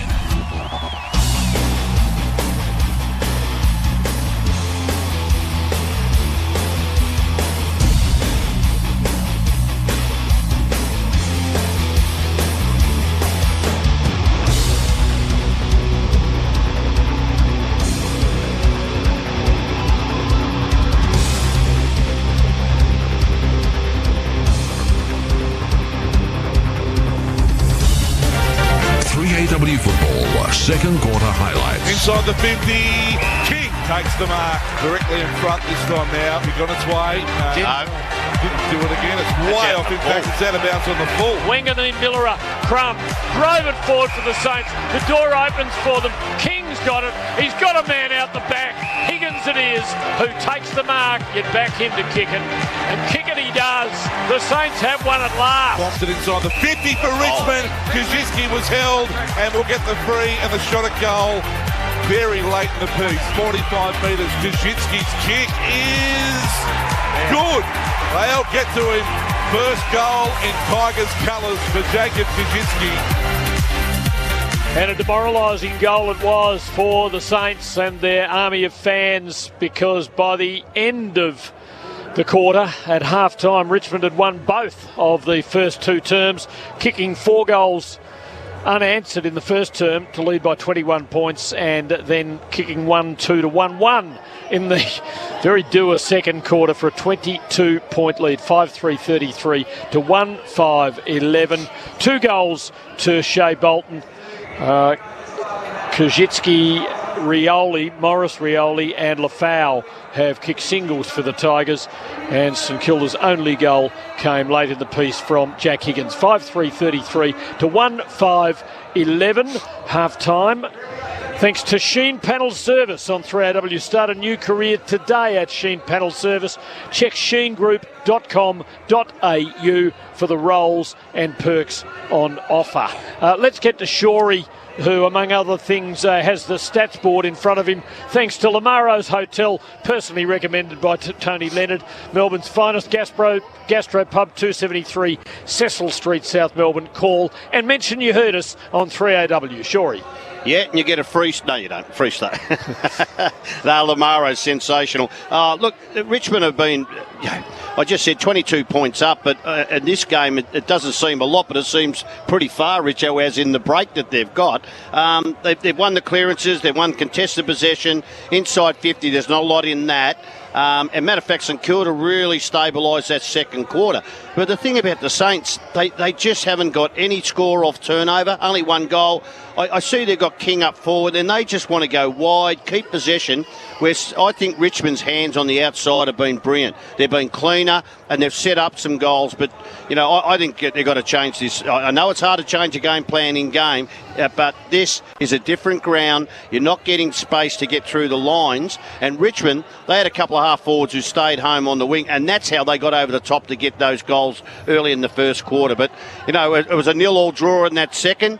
But I just saw some things in the game where I thought, the Saints are getting this game on their terms, and then Kaczynski kicks that last goal, which sort of made it a lot harder. In saying that, though, I just reckon this game, it's pretty hard to intercept and then score on a narrow ground. You're just not getting that ball movement that you want. So I think it's paramount that you win around the footy today. Which they've done, Richmond. Contested possession and clearance. So I think if you do that on a tight ground, you're probably going to have the advantage. I think it's probably going to come down to that. And Richmond plus 13 contested possessions, I think if that continued, it would be hard for the Saints to peg back. So I reckon Ross would be pretty angry about that. He'd want them just to start getting their hands on the ball a bit more, because relying on intercept to score today is not easy on this ground. And that's why you've got to keep a player out. We've seen so many times Richmond have kicked out to the wing, and one of their players who roll up forward has stayed home, because you can have one less in your defence and still win the contest because you're on a tight ground like you said here. So you win the contest. The only time they had it, they had that kick for goal, where Higgins kicked the goal, was that they had a player on the wing, St Kilda, quick outlet, and then they got over the top. So it's a bit of a tactical game and how this going. You know, just individually, Dusty Martin's had 20. He's got back to his thing. Only 206. He's sort of set up by hand and chip kicked at the moment. Shorts had 17. Daniel Rioli 14 for St Kilda. Bonner 15. Battle 15. Battle's been sensational, matter of fact. He's had 8 marks, and 4 of them have been intercepts. So he's had a really good half. Wanganeen Miller, well, we know he gets 14. 289. They still, I look at the players who penetrate. Jaden Short, he's had 17 possessions, 436 metres. He's about 200 metres more than anybody on the ground. And on a ground like this, they are match winners, I reckon, today. Yeah, they are. That's always been his go, Jaden Short. I think last year he was number one metres gain in the comp. I mean, that's his go. He's been a little bit quieter this year, but today he has been able to get that metres gain back. So, look, in summary, it's an average game to watch. It's hard to watch at times on this ground. Both teams have struggled to adapt, but I just reckon simplify it back. You have to get first use today because it's such an annoying, intriguing ground to play on. The other bloke who's done well, Tim, Shea Bolton's kicked 2 goals, 1. Probably should have kicked another one where he passed the ball, gave it off, but he's had kicked 2 goals, 1, 11 possessions, 233 metres gain. He's a dangerous forward St Kilda have got to watch. And he's playing as nearly a stay-at-home forward now. Well, he has to today because they haven't got no Baker, Lynch and Bolter. So they've got to find other avenues to goal, and he's a proven goal kicker. So how do the Saints turn it around then, Richo? Because their midfield does have limitations, doesn't it? It's long been the knock on them. It's they're blue collar. But they don't have the talent of Richmond and lots of other sides in the competition in that area, and yet you're saying that's where they have to try and find some lift and gain an ascendancy if they're going to win this game. Yeah, well, I reckon Jack Steele's been okay in the contest, 8 contested possessions, but I think they need more out of Owens. I mean, he's a contested ball player. You've got to get him in and around the footy. He's a big body, get the ball moving their way. So I would think he's going to be pretty important in the second half. Mitch Owens hasn't done a lot today. He's having a career year. When you look at his numbers, he's averaging 9 contested, 15 disposals and 6 scoring involvements a game. So he needs to get involved. Zach Jones probably needs to get involved a little bit more through the midfield. I reckon deeper entries. I reckon get it in the king. Try and get some stoppages there. The ball's just flown out of their forward line because they're so slow. They're gone so wide. Even if you kicked all one on even king against 2 players, at least you get a stoppage. They're not even stopping the ball inside 50. So, I just think Owens is the one. I think he needs a big second half. They've got to get first hands on it and go from there. They have got some midfielders out, obviously, though, with Crouch not being in the team. He's a big out for them. In fact, both teams do have long injury lists going into the match. Richmond, of course, Lynch having done that hamstring last week, Bolter as well. Baker out for just 1, Prestia for 6. Now, Richmond have got a lot of upside. Jacob Popper's not in. Gibcus gone for the season, of course. Crouch, Mason Wood, Collarbone, Windhager missing 1 through suspension. Dougal Howard still out for 1 or 2. Patton for 4 or 5. Hunter Clark for 2 to 4. And Jimmy Webster, who copped that lengthy suspension. So there is upside for both, but it's the kind of day that makes you think that perhaps a lot of the expectation about St Kilda is not really well founded, because you do see how limited they look. They must. I think they have to make a bit of a statement here in the second half. I know they've got a lot of injuries, but Richmond have got just as many, and St Kilda are, I guess, touted to be a lot better this year than what they've shown in that first half. Well, big crowd at Norwood Oval, beautiful conditions. It is a glorious setting, a difficult ground though for players so used to the luxury of stadiums with walls really all around the outside that limit the impact of wind. But this is what footy was built on. Sure, outdoor footy, winter footy. Yeah, love it. Love it. We want a downpour now. No, we don't. I do. We will break. Half-time for Sheen panel service on 3AW football. And at half-time, Richmond 5-3 leads St Kilda 1-5-11. Repeating that earlier in the day, GWS 18-9-117 beat Gold Coast 13-11-89 by 28 points. Half-time at Norwood Oval. Back with more after this on 3AW footy. Calling all car fans. Need your weekly motoring fix? Join me, Charlie Dixon, Wednesday nights from 6:30 for Driving with Dixon. We talk about all things motoring, cars, car events, racing, anything motoring. Thanks to Luba House, the leaders in turning your outdoor space into a great entertainment area with an opening and closing roof. So join me Wednesday nights for Driving with Dixon, only on $13.95, Adelaide's 5AA. When you said this getaway was going to be intense, yeah, I didn't think you meant intense. Surprise! That could be a problem. Take that tense feeling out of camping with an Oztrack camper. Hey you. Right now you're listening to a radio ad about DAB Plus radio on the radio. Think about it. It's like the cells inside your brain that's inside your head that's on top of your body are informing you that you can listen to this station in digital quality on a DAB Plus radio for free, or on a smart speaker. Discover the auditory awesomeness of more radio within the radio. Search DAB Plus and listen now. Get ready for Ritchie Brothers' National Unreserved Auction on May 1st and 2nd. Whether you're in the market for diggers, dozers, prime movers or trailers, your search ends with Ritchie Brothers. We're the trusted name in the industry, bringing you the best selection of new and used equipment and machinery across Australia. Join us for 2 massive days and don't miss out. Everything's unreserved and everything will go. Register now at rbauction.com.au. I booked the car into Automasters. Next thing, there's a video on my phone. Shows me the problem, makes a recommendation, and look, there's the quote. So good. Totally transparent, instant SMS approval, and Automasters pay later options. AutoCam, new from Automasters. Immerse yourself in a world of wildlife without leaving the city at Adelaide Zoo, home to prowling tigers, irresistibly cute otters and meerkats, gentle galloping giraffes, and roly-poly playful giant pandas. Discover over 250 majestic animals nestled in magnificent botanic gardens and many up-close animal experiences. Take a walk through nature and discover the wild within. Visit adelaidezoo.com.au. Folks travel far and wide to meet Trev from Rollerco. G'day, is Trev around? Oh, sorry, mate, he's with a customer right now. Trev's always eager to please. Just pat him on the belly and he'll do anything for you. Oh yes, Trev said you can order your sliding door or window parts online and he'll organise delivery to your door. Rollerco.com.au. They'll get you rolling. No, I'm not patting you on the belly. Oh, all right. Around 2,300 Australian children live with childhood dementia. But where there's hardship, there's local legends hard at work.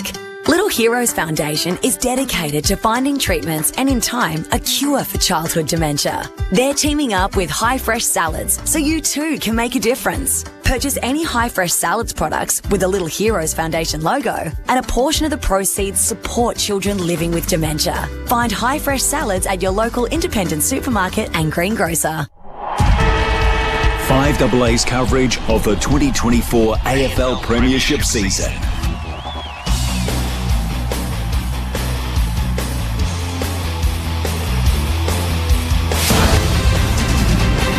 Melbourne's 3AW 693. Good afternoon, I'm Carolee Katzenbarnes.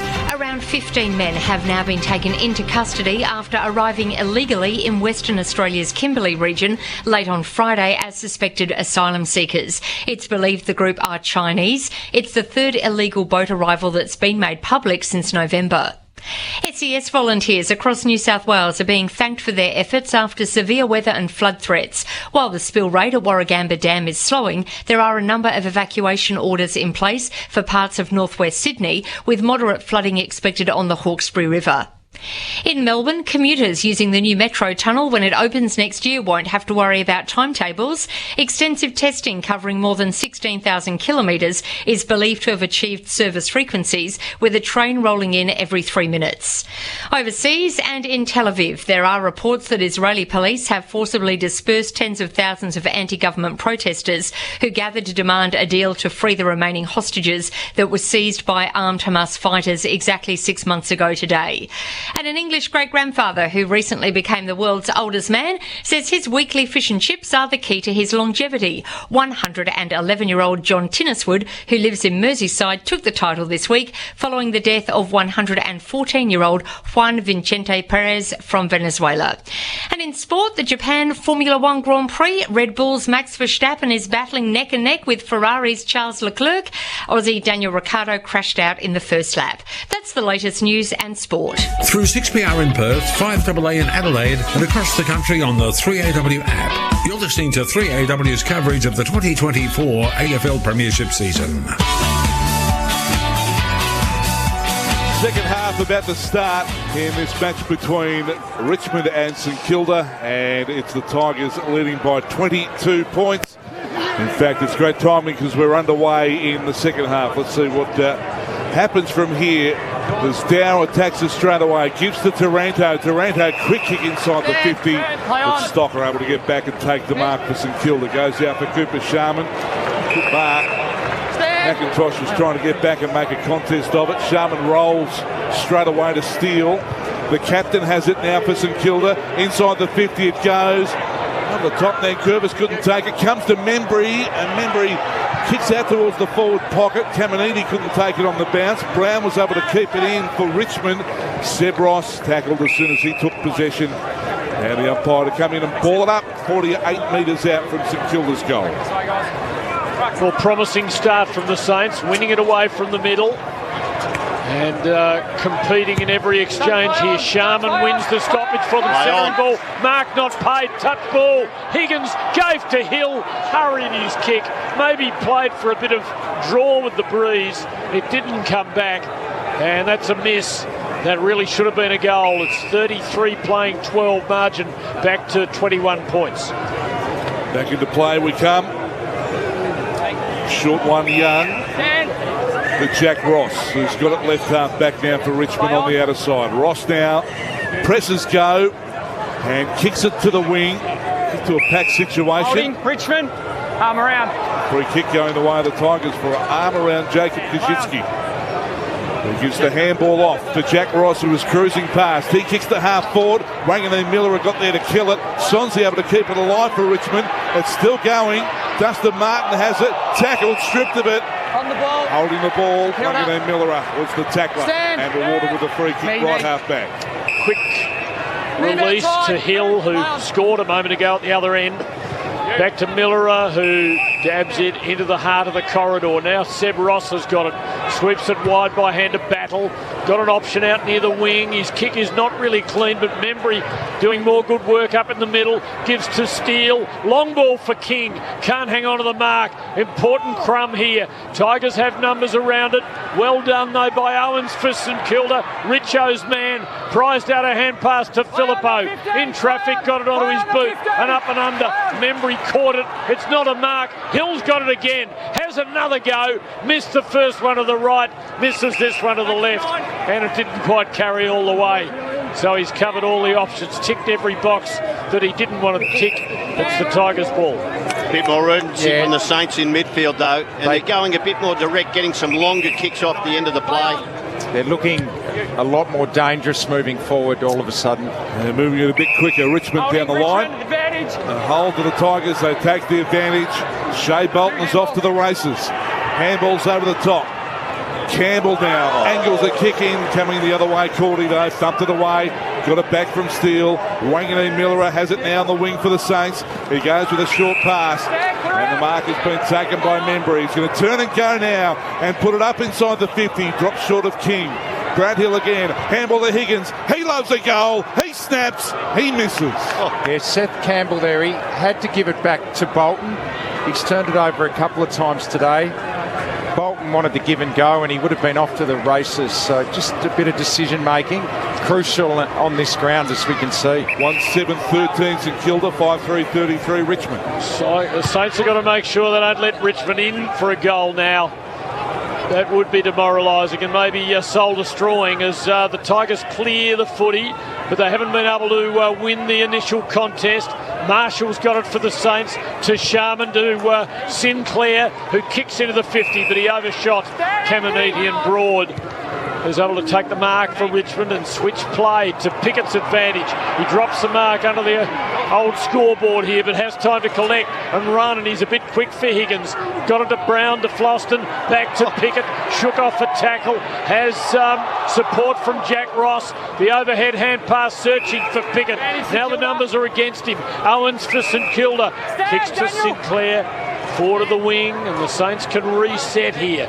Still looking for the first goal of the half, but if they get it, you get the feeling now that the gates could open.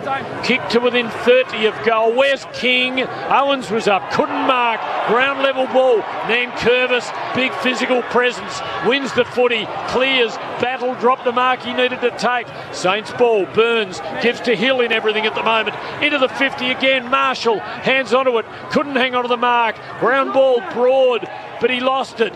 Out the back, Sharman to nobody in particular. Socket clear by McIntosh, but straight to Sinclair. Running forward, kicking to the goal front, but well defended by the Tigers. Tyler Young knocking it through for a behind. 1-8-14, the Saints. 5-3-33, the Tigers. They cannot get their hands on the ball, the Tigers. Yeah. Even at ground level, they are dominant. What is it? 39 possessions to 22. So early, they kicked 3 points, 17. Handball receives the 7. Total dominance by the Saints. They have to score. 19-point margin in favour of Richmond on the grunt scoreboard. And the ball back into play, out toward the wing. Campbell had it for a moment. Jack Ross spun around. Handball to Seth Campbell. Attacking a handball. Gets it to Mansell. Mansell just got it forward, but Steele was able to gather. He was tackled. Got it away to Stocker. Stocker now through the heart of Norwood Oval. Spilt ball from Filippo. Recovers. Kicks long inside the 50. King had hands to it. Membry front and centre. The kick is a goal.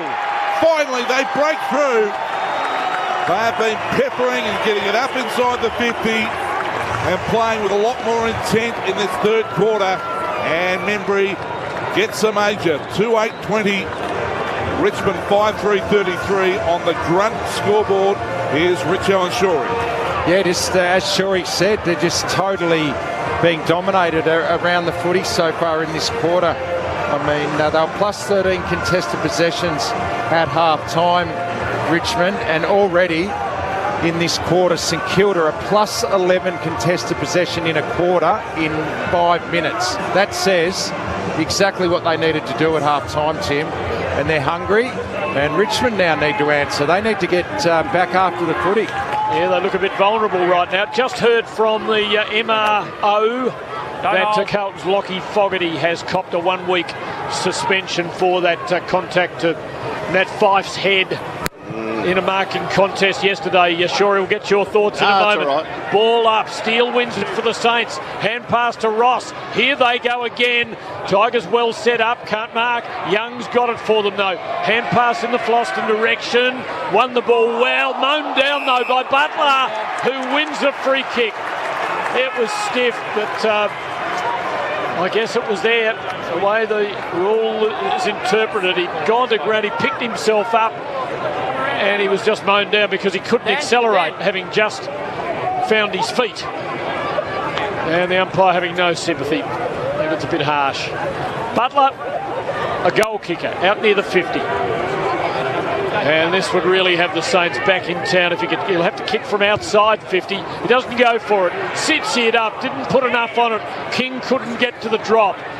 Ball out in the pocket. Membry's got it. He's tackled, taken down, stuck over the ball. There will be a ball up. 5-3-33 to 2-8-20. Richmond by 13 points. Shorey, this is developing into something. contest. We'll check some third quarter numbers in a moment. Here's Butler, tackled again. Dangerous tackle. Oh, he's going to get a free kick. Butler for a dangerous tackle. When the ball was dislodged, the goal has been kicked. Wilson has taken the advantage and kicked the goal for St Kilda. So 2 on the bounce for the Saints. All that happened in a flash. 3-8-26 St Kilda, 5-3-33 Richmond on the run scoreboard. So Butler was tackled, and then the tackle was deemed to be dangerous. Advantage taken in the goal square by Wilson. The young man put it through, Richo. Yeah, and it's again, they're just hunting the footy better. Butler hunted that ball and broke through and got his hands free and was thrown to the ground. So this centre bounce, Richmond really do need to get their hands on it. Just give their defence a rest for a minute. They've been under siege now the whole quarter. And he was dumped down, so that was the right call with that tackle. Back in the middle, margin just 7 points. Saints rolling. Dusty got a little toe onto it to Graham, but he couldn't get a clean kick. Marshall picks it up for the Saints. A high ball up towards half forward. Saints just much more willing now, really urgent in their attack on the football. Ball up between centre and centre half forward. All the action at the St Kilda front end. Nankervis front posse. Beautifully done. Down to Martin. Kick from a standing start. High to the middle of the ground. Bounce important here. Saints with numbers. Burns is able to collect it and push it wide to the wing where Wilson has marked it for St Kilda and can start an attack, although he prefers just to chip a little dangerously, but gets it cleanly to Battle, who runs forward, drives it long to within 30 of goal. Big pack, Richmond mark, I reckon. I think Nankervis has taken that. He has. Wrenched from his hands at the end by Kamaniki, who was running goalward, but the umpire says, nah, it's the big Tigers ball. I reckon Richmond have only had one inside 50 this quarter. They're desperate to get it out of their defence, but they're just getting intercept. This is where the tools that they don't have forward are starting to hurt them. William Stock has taken that intercept on the wing, kicks deep inside the 50 again and again. Then Travis got back and took the mark for Richmond. They're under siege in defence at the moment, the Tigers. Nankervis goes out wide with a kick far too wide. They glance at the umpire for insufficient intent.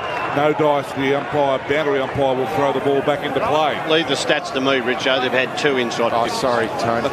All thanks to Lamaro's Hotel, Melbourne's finest gastro pub. 273 Cecil Street, South Melbourne. Beautiful schnitzel down there. Richo.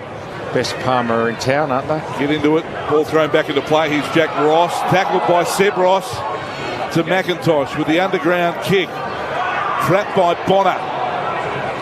He's able to get the handball off to Sinclair. Sinclair now deep inside 50 again for the Saints. King! Can't quite. Had a couple of grabs at it. Recovery good. Handball to Brad Hill. Find the handball out to Seb Ross. Under pressure. Kick to the pocket. Kamaniti takes the mark in the forward pocket. Will go back and line up. He was playing in front and came in hot. And Kamaniti can go back and settle. Nathan, you're on the mark. He might go with around the corner kick here. And let's see what Anthony Kamaniti can do. This is a shellacking at the moment. On stats alone, it's just doubled everything. Contested possession, clearance, ground ball gets. Anthony Kamaniti opens up the angle and curls it around brilliantly. And the Saints are hot in this third quarter.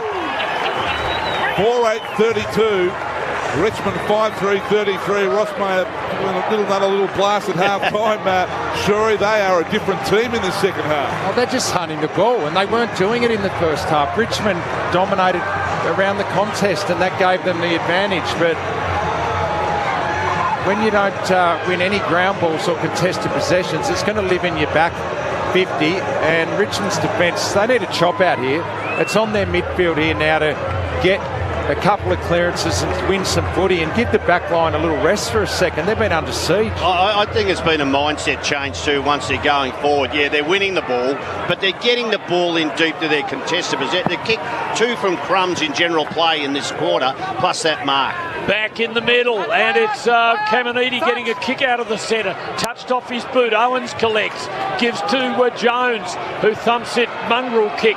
to the 50. Not any further, but still the Saints are dangerous. It's picked up by King. A high rainmaking ball. Top of the goal square off hands, minus score. And scores are level. 5-3-33 to 4-9-33. Keen to know what's showing up on that stats board that Richo was trying to prize away from you a little while ago, Shorey. Nasty turf war developing there. Look, it's just, just total St Kilda. Richmond, they just got to get their hands on the ball and maybe even some tempo footy. Take some pressure off your back line. That's a good contested mark. And that's Jacob Koschitzki who took that good contested mark at half back. He goes short to Dusty. But they won't have anything down the line now at all. Dustin Martin will go down the line. So a pack of players will emerge. Lafau had a hand to it. Mitch Owens stood up in the tackle, find the handball out. Cordy trying to blast his way through, stopped in his tracks, and the umpire to come in and ball it up inside the centre square, pushing towards half forward for the Tigers. Tossed up, Koschitzki doing the ruck work and getting a hand onto it for Richmond. Taranto's got it, but his kick rebounded off a shin and finished up going the wrong way. Graham sweeps a hand pass for Richmond wide to short. A high bomb will land just inside 50. Taken by Bonner for St Kilda. He's buried in a Lafau tackle. And there will be a ball up with Richmond in attack. The Tigers, four of their 5 goals came in the first half of the opening quarter. They've only kicked one since then, and that, of course, came in the dying seconds of the second term. Dusty does the ruck work here for Richmond, but it's won by Sinclair for the Saints, who drives it clear, probably favouring Richmond on the outer side. Foot race for the ball. Wilson and Pickett. The Wilson-Pickett contest, and it's won by Pickett. A little hand pass to Brown. Back to Pickett, tackled, gave it off to nobody in particular. Butler comes crashing in for the Saints, and there'll be a ball up. St Kilda's attacking into the square. The Tigers have come to life, the game's come to life, and the crowd at Norwood are coming to life. Scores are level. That was a Wilson-Pickett song, Shuri, can you remember? Ball up. Half forward for the Saints. Caminiti. Here's Burns. He bombs it up inside the 50. Shaman comes in from the side. Dan Rioli under the pump trying to get it away. Umpire high contact. Free going away of Richmond. They take the advantage and clear it out to the wing. Lafau the target back here, but Cordy was better placed. Mustang Sally, Matty. Oh, beautiful. We'll play it at 3/4 time. Here's Battle. Has it across half back. Handball now to Bonner. Bonner's kick, bit of risk in it, and Zach Jones got it and wore one as well from McIntosh. Gets up a little dazed, gives the handball off. Ringanee Miller comes out wide here to Brad Hill. Puts the Jets on, good away from Daniel Rioli. And now Bonner has been hit hard by Morris Rioli, like a cannonball. Came in and went bang, and Morris Rioli's got the free kick at half back. They've awoken a little bit now this quarter. Richmond went completely asleep at half time, and Morris Rioli, that was a big tackle. Might have saved a goal there. They were off. Could be a telling moment in the game. It might give Richmond the lift they need. Kick in the forward pocket. Bolton, a brilliant mark. Snaps at goal. Puts a leg break, an off break on it, and it's gone through for his third. And Richmond are back in front. They get the steadier. Bookended by 2 pieces of wizardry, if you can call a pole driving tackle from out of nowhere by Morris Rioli wizardry. And then Shea Bolton kicking the goal. 6-3, 39 to 4-9, 33 on the Grunt scoreboard, and that's what it all started with. So that's the stuff he does. I mean, he wanted to play on, though. He's not really confident with his set shots at the moment, Shea Bolton. He likes to play on or kick them on the run, and that was brilliant. How many players can do that? And that we just saw the run-down tackle again from Morris Rioli, and they needed that. Zach Jones has gone to the bench, boys. He got hit in that marking contest. I thought he'd have to have a test. Yeah, I was thinking that, Shuri. Because he was holding his head. He's looked a bit dazed, but he hasn't had a test at the moment. All that for D. Pete, our injury update. Ball back in the middle. Pickett goes in after it, went without it. Loose ball comes out to Burns, under pressure, handball to Marshall. Marshall, quick kick to half forward. Is there a hold on Higgins? Umpire says no. Max King to Filippo from outside the 50, the kid. He kicks it to the forward pocket. Membry was there, thumped away from him and over for a rushed score. 4:10:34, St Kilda 6:3:39, Richmond on the grunt scoreboard. Nick Flostone to bring the ball back into play for the Tigers. Tribute to love Mustang Sally Shorey. Tommy Hafey. Oh, yeah. As the Tigers take the ball wide to the wing. No one can take the mark. Filippo slaps it, miscued it. Straight to Dow of Richmond. Won by Hill now for the Saints. Sidestep by Battle. Three of them. 1, 2, 3. And then drives it long. Can someone mark it? Floston brought it down. Straight to Higgins. Gave it off to Owens. Back to Higgins. Tigers defence working overtime here. That might come unstuck for them yet. No, it's won by Jack Ross. And he clears the ball out over 50. Battle still there. Brings it down. Taken by Mansell for Richmond. Out of one tackle. Game really alive now. Dow knocks it back to Mansell. And he rides the bumps and kicks clear for the Tigers, but straight to Sinclair behind the centre. Takes the mark and steadily kicks the ball to Stocker in the corridor. Now Brad Hill has it for St Kilda. He'll kick the half forward. When Marshall takes it outside the 50, guides the kick in. Out comes King. Good spoil coming from Miller. Play on the call as King goes back in after it at ground level. And they'll call that a stalemate. The umpire will come in and ball it up. Saints ball movement a lot better too this quarter. Through the corridor. She's battled. A bag of candy there. The Battle. So taken by King from the boundary line. What's he done here? He's put through an incredible goal. Max King, if you don't mind, that is the goal of the day for Star 21. The big man has delivered in a big way. Let's check the scoreboard. St Kilda 5:10:40, Richmond 6:3:39, and that is on the Grunt scoreboard. Grunt, rope and tie downs available nationally at Bunnings Warehouse. Well, the Tigers have got Shea Bolton and the Saints have got this bloke. He's looked like the most dangerous forward. At early days, they just didn't get the ball in quick enough, but now I don't know how he's kicked that goal. You could do that 100 times. I don't think he meant to. I don't think he meant it. I think he went to centre it. What's he done off the boot? He has tried to centre that ball and it's floated the opposite. Sometimes you just got to throw it up there, Tony. And it was like one of your mongrel kicks from the top of the square, Richo, where you kick it out of bounds on the foot. No. Says Darren Jarman over there. He needed that, King, because his kicking in front of goal has been really unsteady today. And now he's fluked one from the forward pocket. That might really make the difference in his game. Saints just plough the ball forward. One though by Dow for Richmond, go to Taranto, to Short. A left footer under pressure, no depth. Taken by Bonner in midfield for St Kilda. Marshall's got it, courtesy of Steele. Kick to Hill, having a really good quarter. Drilling a low pass, picked up by Higgins. Hand pass to Owens, goes for goal and puts it through. And the Saints lead by 7 points. Really turning it on. They've kicked 5 goals to 1 in the quarter to be 6-10-46. Richmond 6-3-39. 6 minutes left on the countdown clock. And that is all on the Grunt scoreboard. 5 goals, 5 to 1 goal this quarter, and they are totally dominating. Richmond cannot maintain possession at all. How many marks have Richmond taken this quarter, Tony? 19. Marks. Marks this quarter. Yeah, they've taken 19 in that quarter. I reckon most of them have been in the back half. They just can't get anything forward of the footy at the moment. It's living in their back half, and you can just tell the defence is getting tired now. Sorry, Richo, that's St Kilda. St Kilda 19, Richmond 11. Yeah. So there you go, you picked it well. They just can't get any control, No. and that means your defence is just under siege. Restart back in the middle. Taranto able to take it and kicking inside the 50. Deep here for Richmond. Wilkie getting back out to clean it up. Hit hard by Palau. Sonsi bolts for the football. Kept it in. I want to try and scramble it through. Bonner. He doesn't step through. He continues and runs the gauntlet with Cordy. Back to Bonner again, who goes short. Gee, they were playing good matches that time, the Saints defenders. And it'll work out as Battle comes out for Wangadeen Millera, who takes the mark at left half back. Brad Hill, 11 possessions this quarter. That's his run, isn't it?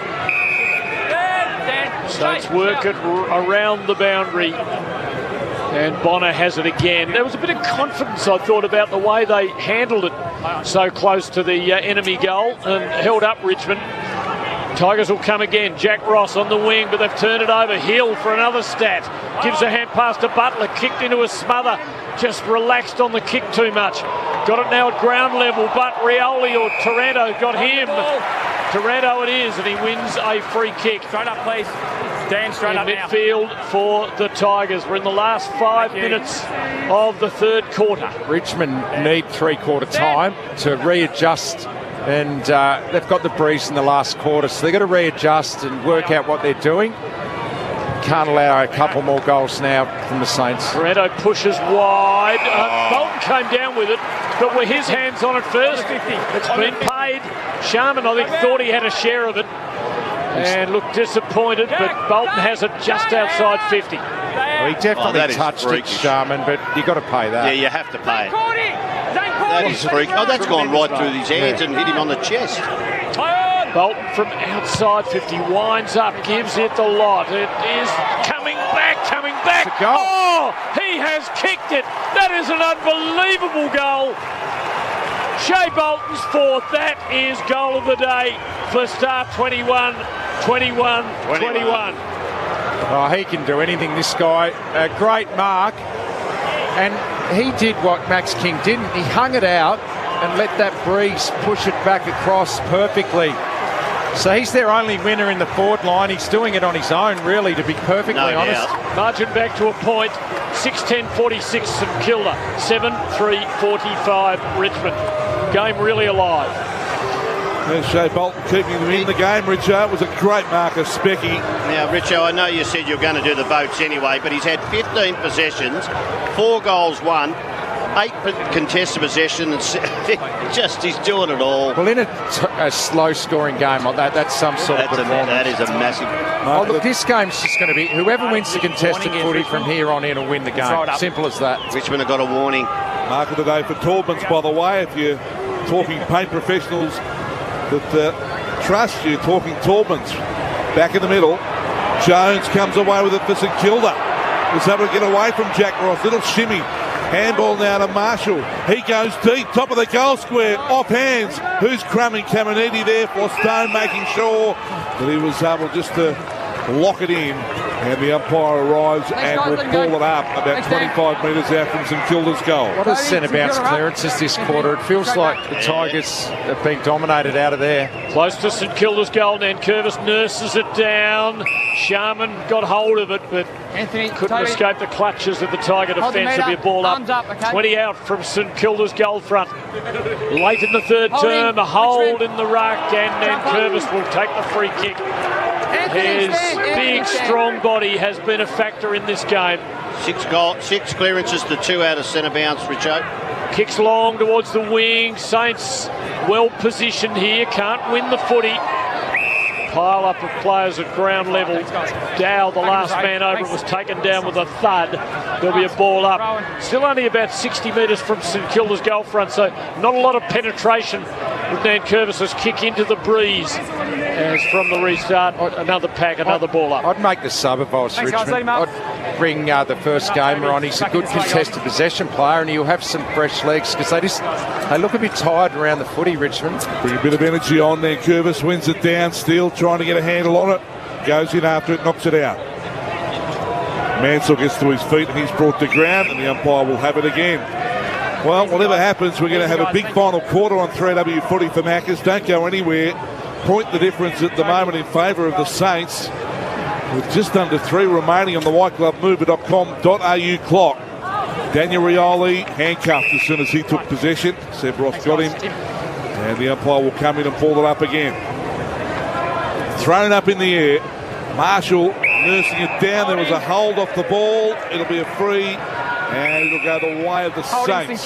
Jack Steele. It was against Tim Taranto. I tell you what, Marshall's had 8 possessions too. Nankervis is getting back in that spot, but Marshall around the ground, playing like another midfielder. Steele drives to the top of the goal square. It clears the pack. The only man back is Pickett, who kicks quickly out to the back pocket. Now it's gone out of bounds on the bounce. How will the umpire view that? He did have a target out there, although he cleared the target as though he was going for territory. He's very unpredictable, Murray Pickett. He could have rushed that through. I don't know what he was doing there.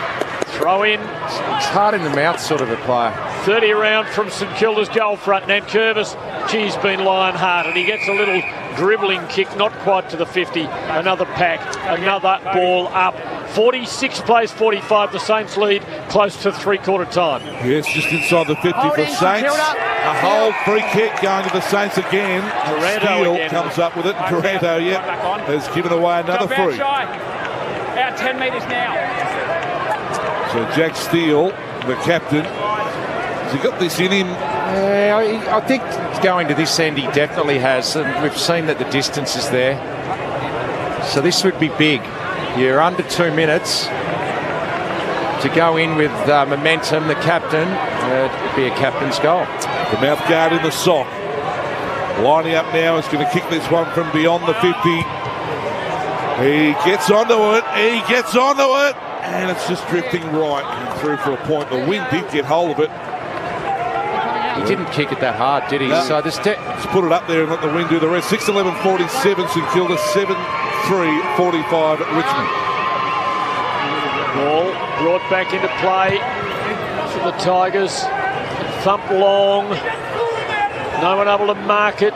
Over at Steele and Taranto there, and Taranto wins, gives to Martin, goes along the line, bounces just inside, or Jones arrives with a big hip and shoulder on Mansell. And the type of thing that it's been commented upon lately, that the bump can still be a useful weapon if applied with discretion, the right sort of timing and placement. That was well done by Zach Jones. Throw in between wing and half forward for the Tigers. Marshall by himself takes it cleanly out of the ruck. His handball though didn't connect with Zach Jones. Mansell goes in, taking high, free kick. So Mansell will take it from just outside the 50. Where's some movement for him? Looks like he's going to go into the forward pocket, wanting a big mark, but Wilkie, who's so good at it, at reading the football, reading the cues, takes the intercept, goes short to Sharman. Sharman now holds for a moment and then kicks it to the outer side wing. Too wide that time for Owens. It's out on the full, and Tom Brown for Richmond is going to come up with a Sharon. Tom Brown, what a good old name. Used to be a really old bloke, lived down the street from me when I was a very young kid. Named Tom Brown. In Devon? No, in Launceston in those days, Richo. Yeah. Long ball into the 50, Nankervis in the middle of a pack. Can't mark, picked up by Sharman. Gave to Bonner for St Kilda, but the Tigers have won the ball back off them. Sonzi, a quick kick into the 50. Subterranean kick. Steele's got it for the Saints. Hand pass to the running Jones. He's had a good quarter too.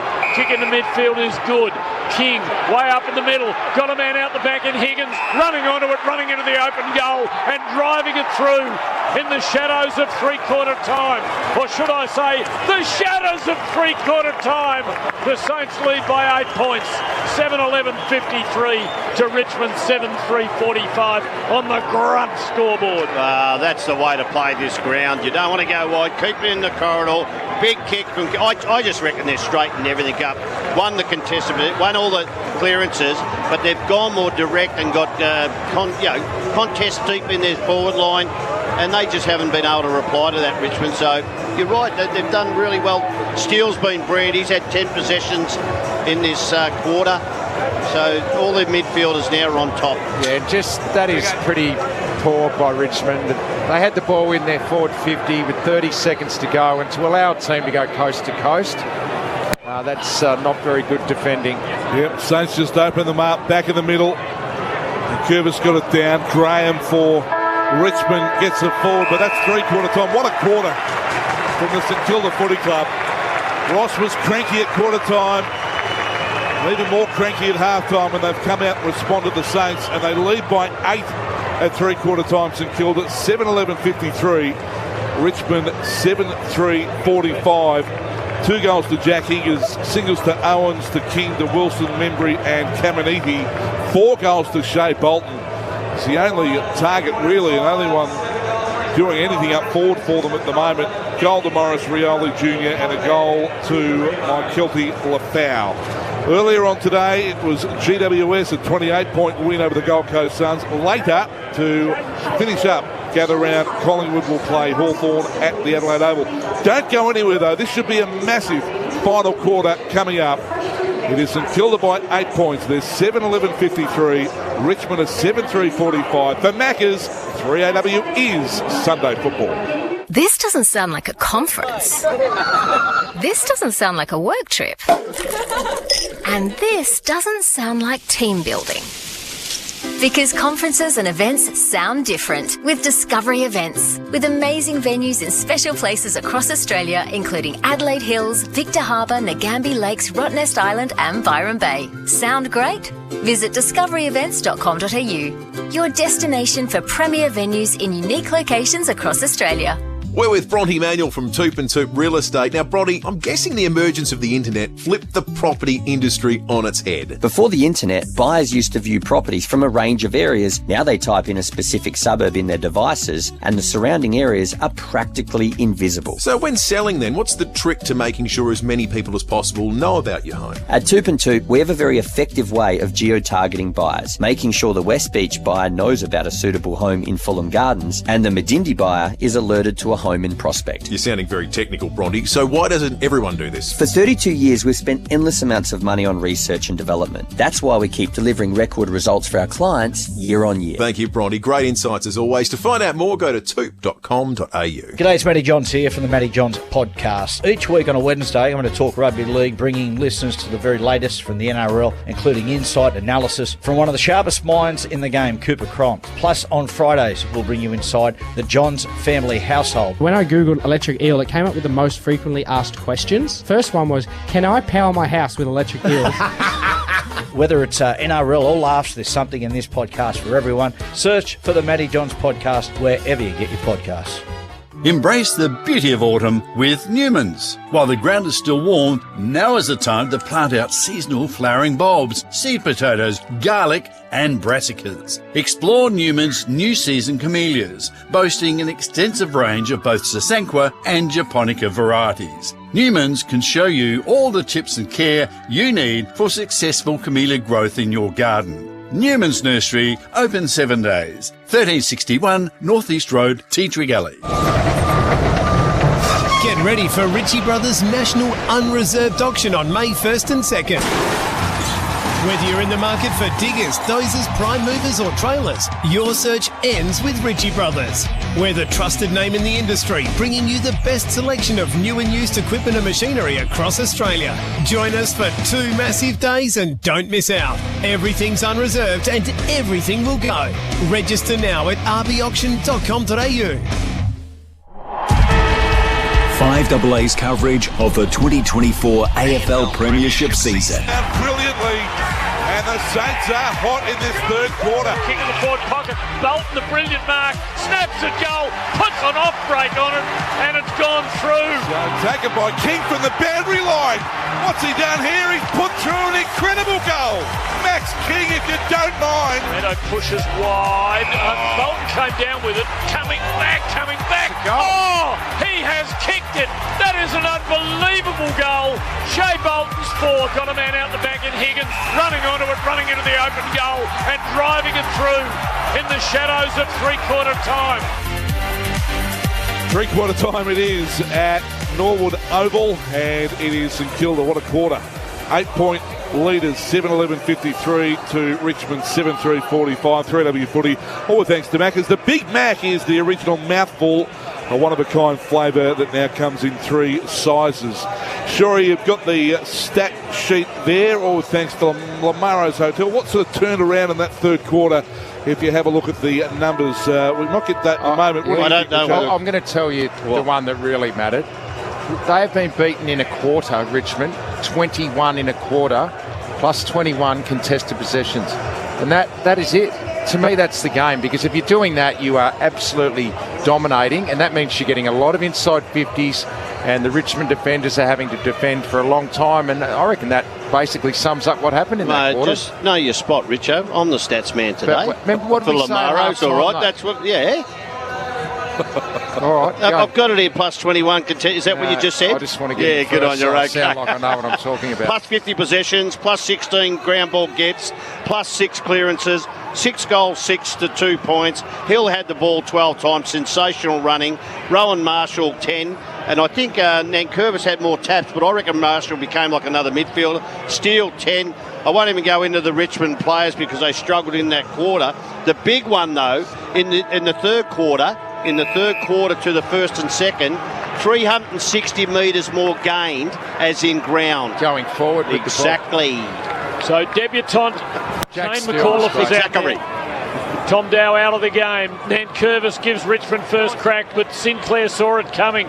Collects and drives St Kilda into their front half. And there'll be a free kick to Owens, who attacked the ball, didn't take possession. The tackle came from Floston. They've made Nick Floston man up too. He hasn't had any intercept at all today. Owens a long way out. Sit up. Two Saints up together, and Marshall outmarks Filippo. 35 metres out, directly in front of goal, with the opportunity to give St Kilda a flying start to this last quarter. I reckon the Nank's been good, but I reckon this young bloke's starting to run him into the ground. That third quarter was brilliant. Nank was guessing there. Yeah. He was waiting for the long one, and he wasn't prepared to defend the lead. Big deep breath. Rowan Marshall, as good as directly in front. Comes in. Goes right, and it comes back. It came back. And the Saints get the first of the last. And they lead by 14 points, 8-11-59 to Richmond 7-3-45 on the Tyre Power scoreboard. Again, just they're second to the ball at the moment, the Tigers. That ball came out the front of the stoppage for Richmond, and the Richmond forward was second to the ball. So that's... You've just got to be better than that as a forward line coming in off the line. You should be leading the defender to the footy, not the other way round. So a really good start to the Saints. I reckon Owens has done a pretty good job on Floston, especially after... Hasn't had any intercept influence at all today. He's a dangerous player, Owens. He can mark in the air, so it's a good matchup. Yeah, after last week, 15 intercept possessions. That's smart. They've gone to school on that, the Saints. Rowan Marshall very pleased with himself as well. He might be. It was a beautifully judged kick. He went wide and it came all the way back. Back in the middle we go. Here's McAuliffe, the first game of high contact. He'll get his first kick in AFL football. Eyes darting left, right and centre. He's going to go straight down the middle. A big long kick to half forward, but Cordy was up to take the mark for St Kilda. Yeah, no key forward, starting to really hurt the Tigers. Well, Lafau's got to come at the ball carrier, Richo. He's just... that's the footy smarts, and Mouse just Richmond not there yet. Win it back to McAuliffe, who puts it inside 50. Sinclair spills it. Gathered in. Mansell under duress. Got the kick away. It'll be a play on call. Sharman now trying to get hold of it. Handball up to Sinclair. Sinclair now clearing, and Marshall takes it at halfback. Saints playing with growing confidence. Bonner kicks it across the wing. Collected for Richmond by Floston. Gives to Miller. Oh, little nervous miss kick. Put the ball back into a contest, which won't be won by anyone other than the umpire. Just outside the big circle in the middle of Norwood Oval. Richmond 8-11-59. St Kilda 7-3. Wrong way round. St Kilda 59. Richmond 45.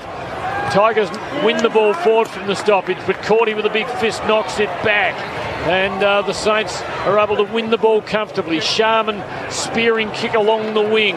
Awkward for them at ground level. McAuliffe for Richmond intervenes again. Gave to Miller. Puts his hand past. He's got some talent. Deflected away over the boundary line for a throw-in. You can see already that this guy can play. They're a huge rap on him.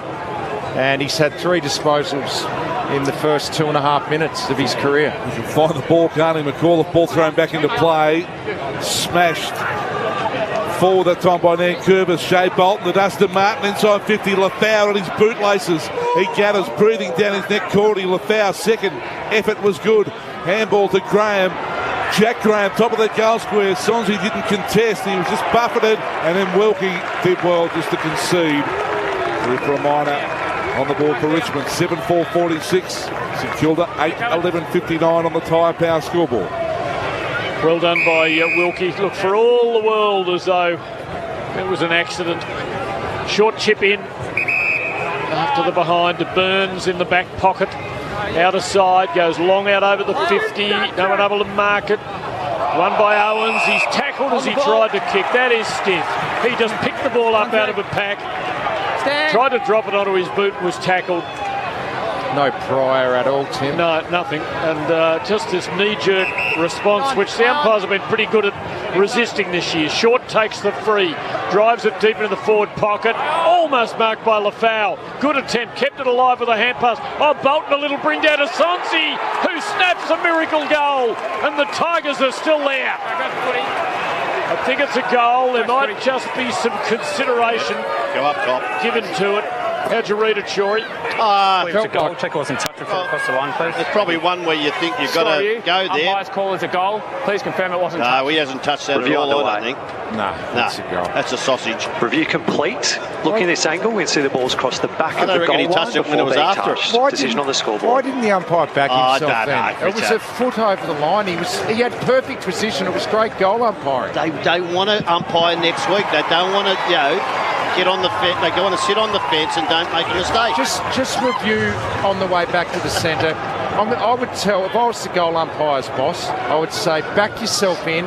We won't let you down. We'll review everything on the way back to the middle. Well, they've obviously been told the opposite. I mean, it's not their fault. They're obviously being after what happened in Adelaide late last year. No doubt. Check everything. But Matty, being at the ground, you get a great goal like that, and everyone wants to celebrate, and it takes the sting out of the stadium.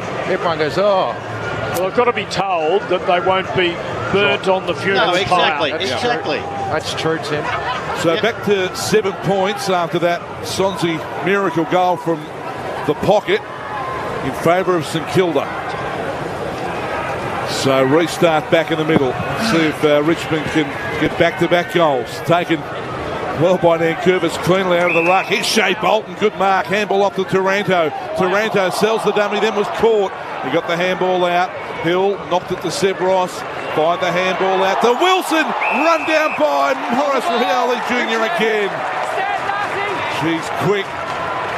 He is whispering down. Brad Hill's injured here. Let's hope he's all right. Touching at his knee. Meantime, Morris Rioli Jr. kicks it to left half forward. On the stretch that time.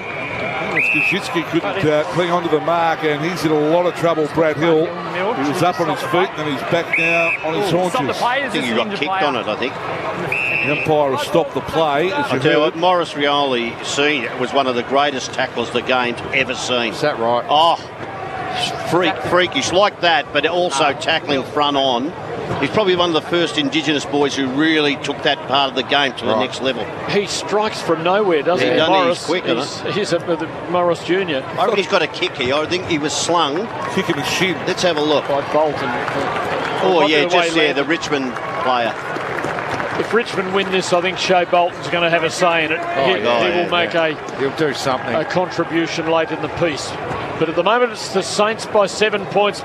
Very good game, though. They've stemmed a little bit of the bleed, Richmond. Have they stopped the play for him coming off? Because they shouldn't have. I don't know why they're waiting now. That's right. If he's walking off, the game has to start. Angus Hasty, second game, a sub last week, sub again this week, is getting himself prepared in case he is required, and he may well be. Marshall a win in the ruck. No advantage to either team at ground level. There'll be a ball up. Just half a step inside Richmond's 50. That's weird. Once he's out of the danger zone, it should be played on, because you play one man down for that time if you don't get on the stretcher. Saints by 7 points. Long way to go in the last quarter. Marshall brought it down. Shea Bolton there lurking dangerously. Just couldn't go all the way with it. Marshall's got it. Bangs it clear for St Kilda towards the middle of the ground. Picked up by Brown for the Tigers. Hand pass didn't get a result. Taken by Membry. He's gang tackled. There'll be a ball up right on the centre line towards the outer wing. 8-11-59 St Kilda, 8-4-52 the Tigers. Gee, Marshall just took it cleanly out of the ruck. Handball to Steele. Handball to Seb Rice, who kicks to right half forward. And Fostone this time was able to get back and take the mark for Richmond. So Nick Fostone called the play on as he kicks to the wing, and easy fodder for Wilkie. Kosicki has to make a contest down the line. That took it uncontested, Wilkie, and then kick inside the 50. Membry, strong mark. And he had Fostone bearing down on him, but he was able to stand strong and take it left half forward. All thought about the short one. Will go back and settle now and take his shot from 49 on a tight angle. Yeah, as a key forward, when you're down the line, at the very least, you have to get it to ground. It's part of your job to do that. Just don't allow Wilkie just to fly by himself. Not uncontested. And take the uncontested back. We're watching Tim Membry on the runway now. Coming in from 49, he hangs it out to the right. It'll be a pack of players. King flew, couldn't take it. Maurice Rioli gathers. Handball sideways, and then the kick from Brown, or I think it was wiped out. It's over the boundary line, and we're going to have a throw. And make that short. We're going to have a throw in the forward pocket for St Kilda. 59 plays 52 in favour of the Saints, and it's deep inside the St Kilda 50. Big crowd. As I mentioned earlier, the record at Norwood is 20,280. You wonder with all the standing room there today whether this might give that a nudge. Very hard for us to estimate from the throw-in pile of players and a ball up. It's at St Kilda's front end, inside their 50. They lead by 7 points. Nankervis took it out of the air, got it onto his boot to no effect. Sharman for St Kilda. A high ball to the forward pocket. Oh, a fickle bounce. Could have been dangerous for the Tiger defence, but Floston takes it over the scoreline for a minor. It's 8-12-60 the Saints. 8-4-52 the Tigers, approaching the middle stages of the last quarter at Norwood Oval. Well, they can't go down the line, Richmond, because they don't have the big presence. They've got to start getting brave. Daniel Rioli with Sharon in hand. He does kick down the line to the wing. Kaczynski made a contest of that. That was better. That's all he's got to do. That was a lot better, Matty. Sorry to interrupt you there. So boundary throwing it. That's what you want him to start. Even if he can't mark it, Richo, bring it to ground. Higgins and Brad Hill are both off the field at the moment with injury issues, boys. So whether they roll their sub in St Kilda, we'll have to wait and see. Injury update, all thanks to deep heat as Pickett is brought to ground. Whether they have deep heat on board. Deep heat, the iconic brand you know and trust. Feel it work. With the ball up on the outer side wing. Saints by 8. Surge forward by St Kilda. Brown, though, for Richmond intervenes. His handball went straight to Marshall. Big man couldn't take it low down. Ball still in dispute. Battle is able to get boot the ball before he was tackled. Nice mark, Tom Brown. He was able to keep his eye on the prize there and take called the play on now. Been steady down the back in game 3. Kicks in towards half forward. Strong mark Sonzi, who kicked their last goal between wing and half forward flank. So a good kick and a half out. He goes low and short to Bolton, who marks it too far out to score. He gives a furious wave, suggesting a lead in a particular direction, but then he goes long towards the behind post. Marshall's back there for the Saints and takes it very confidently in the last line of defence, and then dabs his pass to Burns, who gives a hand pass to Bonner, a steering pass off the left boot to Steele, gave to Jones, who fumbled it, then ran into Miller, taken by Brown for the Tigers, tackled. His hand pass only found Sinclair. He couldn't do anything with it. The Tigers have got it back. Laval drives them forward. No one can mark it. Saints have it covered at the back. Stocker draws pressure, then gives a hand pass to Wanganeen Millerer. He gives to Battle, who kicks coolly in the crisis, and Seb Ross takes the mark at the 50. Takes a beat and then goes to Owens, who presents up for him at half back. Push out. 8-point margin in favour of St Kilda.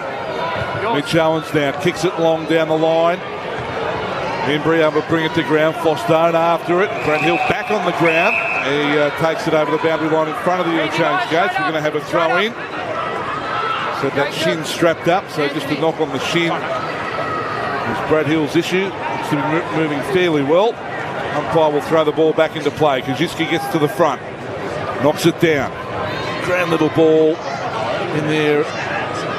Graham getting to his feet, got the handball out only as far as Sinclair, who gave it off, and now the kick to half forward for the Saints. Membry on the stretch, can't take the mark. Higgins, he gave Flostone the heave-ho, and then gives the handball off to Max King. He goes with a centering kick. Membry almost brings it down.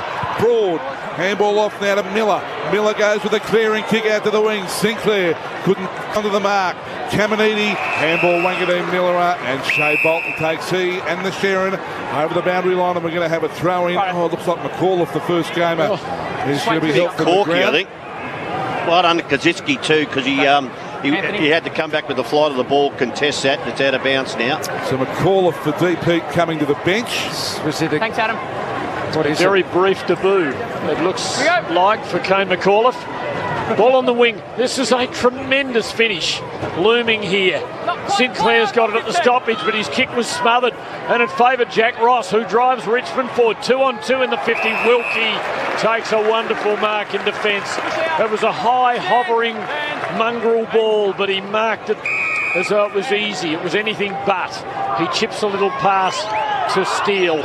Still inside defensive 50. In the heart of the corridor, he loops it over the top to Battle, who I think has been one of the best defenders out there, if not the best. 23 possessions, Tim, 12th mark. Between half-back and wing, kicks to Hill. Able-bodied again. He dabs very wide, finds Burns. Right on the wing now for the Saints. We're halfway through the last quarter. Saints lead the Tigers by 8 points. Long ball to the 50. No one can mark it. Saint player went lurching out. They'll get a free kick. Caminiti, the umpire tells us. The man on the mark will stand about 46 metres out. A hand pass to Bonner. Deadly with the left boot. Long, low and straight. And the Saints pull away and lead by 14 points. What a beautiful set play. Riley Bonner saw the opportunity. The umpires are going to confer and kill the moment. Umpires calls a goal. Can we just check it hasn't touched the post? Fair dinkum. Come on. We've got to stop this. First shot we're seeing gives us no idea. The second shot, it's clearly in. It's a goal. Review complete. Looking at these angles, we have a gap between the ball and the goalpost at all times. Decision on the scoreboard. A goal to Bonner and the Saints lead by 14 points. 9-12-66 to Richmond. 8-4-52 on the Tyre Power scoreboard. You're right, that's what the 30 seconds is for, isn't it? Yeah, you could on the way back. I mean, just do that. I mean, that was a great goal. The crowd was up and about, and then everyone has to get back down again, you know. Just takes a bit of the excitement and adrenaline out of the whole thing. Makes it harder for Richmond. So back to 14 points, Richard. Still plenty of time on the whiteclubmover.com.au clock. I should say for people who can't see this, they're listening to it on the radio, that Bonner was boundary side, so he was on a very tight angle right on the for a left footer. Beautiful kick. The other thing too is I think Shea Bolton has been playing nearly a permanent forward. I think he's got to go in the middle now, just to try and get that class around the ball. He's a roll up for half forward, but I'd rather him in the centre bounce. Back in the middle. Vancouver, ball bounce. The umpires recalled it, and we'll throw it up. We'll have a do-over. See what happened to McAuliffe there? They just showed a replay. I wasn't sure what it was. I really, fingers crossed for that young fellow. It's nothing serious. In his first game, he'd be shattered if it was. Looked good in the first couple of minutes since coming on. Knocked down. Vancouver has been good today. Graham tried to blast his way through for Richmond. Filippo had it just wrenched out of his arms by Big Nank. In goes McIntosh. He can't get a handle on it. Little handball from Taranto as they surge forward Richmond, but Seb Ross has it all covered as McIntosh is tied up, and we're going to have a ball up forward of the circles favouring Richmond, who desperately need a goal. Tigers kicked 4 goals in the first half of the opening quarter. They've only kicked 4 since. And as they go forward, Wilkie stands in their way again, and he's saving his best to last. And he kicks nice and wide for first season player Darcy Wilson to take the mark at defensive 50. And the Saints just looking as though they really believe now that they can close this out. They work the ball across ground. Wanganeen Millera down the main grandstand side to Battle for another mark, and a little dab to Cooper Sharman high at half-back. We're into the last 9 minutes of the game. Saints fans hanging on this. I've had one WhatsApping me from somewhere in Vietnam on his way to Hanoi. Regular golfing partner, Big Jim, very nervous early but feeling a bit better now. Ball in midfield, free kick to St Kilda will go to Wanganeen Millera, and the Saints will build the attack. No, they won't. Poor kick by Wanganeen Miller, straight to Flostone, who gives it off to Taranto. Taranto can put it inside the 50. Wilkie there again with Cordy. Comes off hands for Lau to Rioli. Morris Rioli runs into goal. He's had some great moments, Morris Rioli Jr. today. And that's a big one. Against the run of play. 9-4-58 Richmond. St Kilda 9-12-66. Saints defenders made a meal of that coming inside 50. And it's still game on with plenty of time left. Just over 8 remaining on the whiteclubmover.com.au clock.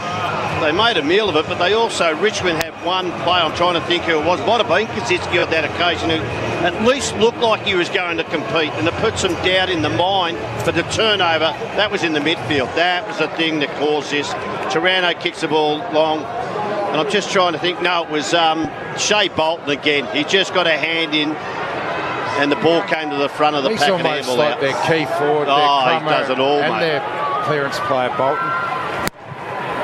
So it's not done yet. Margin 8 points. Marshall a hand on it in the ruck contest. Important ground level ball favouring St Kilda. Hill was trying to soccer it. It wouldn't sit for him. And Dan Rioli steals it. Breaks away. Kicks along the half forward flank. Wanganeen Miller gets back. He overshot Wilkie with his hand pass. It lets a man named Dusty Martin in. He pokes a little pass. Not very effectively. Sinclair's able to see it over the boundary line for the Saints. Up towards Richmond's left forward pocket. Saints 66, Tigers 58. 7 3/4 minutes left. Big boundary throw in here, deep inside attack for Richmond. In the forward pocket for the Tigers. In it comes. Kaczynski made a contest of that. Comes to ground. Who can come out with it? Taranto couldn't get a clear handball out. Steele was tackled. Got it to Filippo. Ball still up for grabs. Push forward. There's been a high contact call. It'll go the way of St Kilda on Sharman. It looks like he'll get to his feet and take the free. Deep in St Kilda's defence. He'll just take a breath here and then send it out to the wing. Pack of players. Oh, King was there and was able to rise and take the mark. And Big Max King has it between half-back and wing for the Saints, with the margin sitting at 8 in favour of St Kilda. Not an easy day for the star young forward. But kicked a very good and important goal in the third quarter. He short passes neatly here and finds Steele, who goes along the flank and does it well to Filippo. 65 out. Membry wants it long. Tremendous crowd, tremendous atmosphere. Long kick to the goal square. Membry almost marked it. Off the pack, Butler gave it off to Owens. Couldn't release it effectively. In dispute. Tigers pile in from everywhere and force a ball up in front of St Kilda's goal. Surely if St Kilda could kick one more, it'd be beyond the Tigers. They have kicked 3 in the last 6.5 minutes to win the match, if that happened. Deep forward ball up now for St Kilda. Comes off hands, close to the boundary line. Ball kept in play by the Tigers. Sonsi comes up to meet it. Sinclair throws his body in. He got high contact. Jack Sinclair will take the free kick right half forward.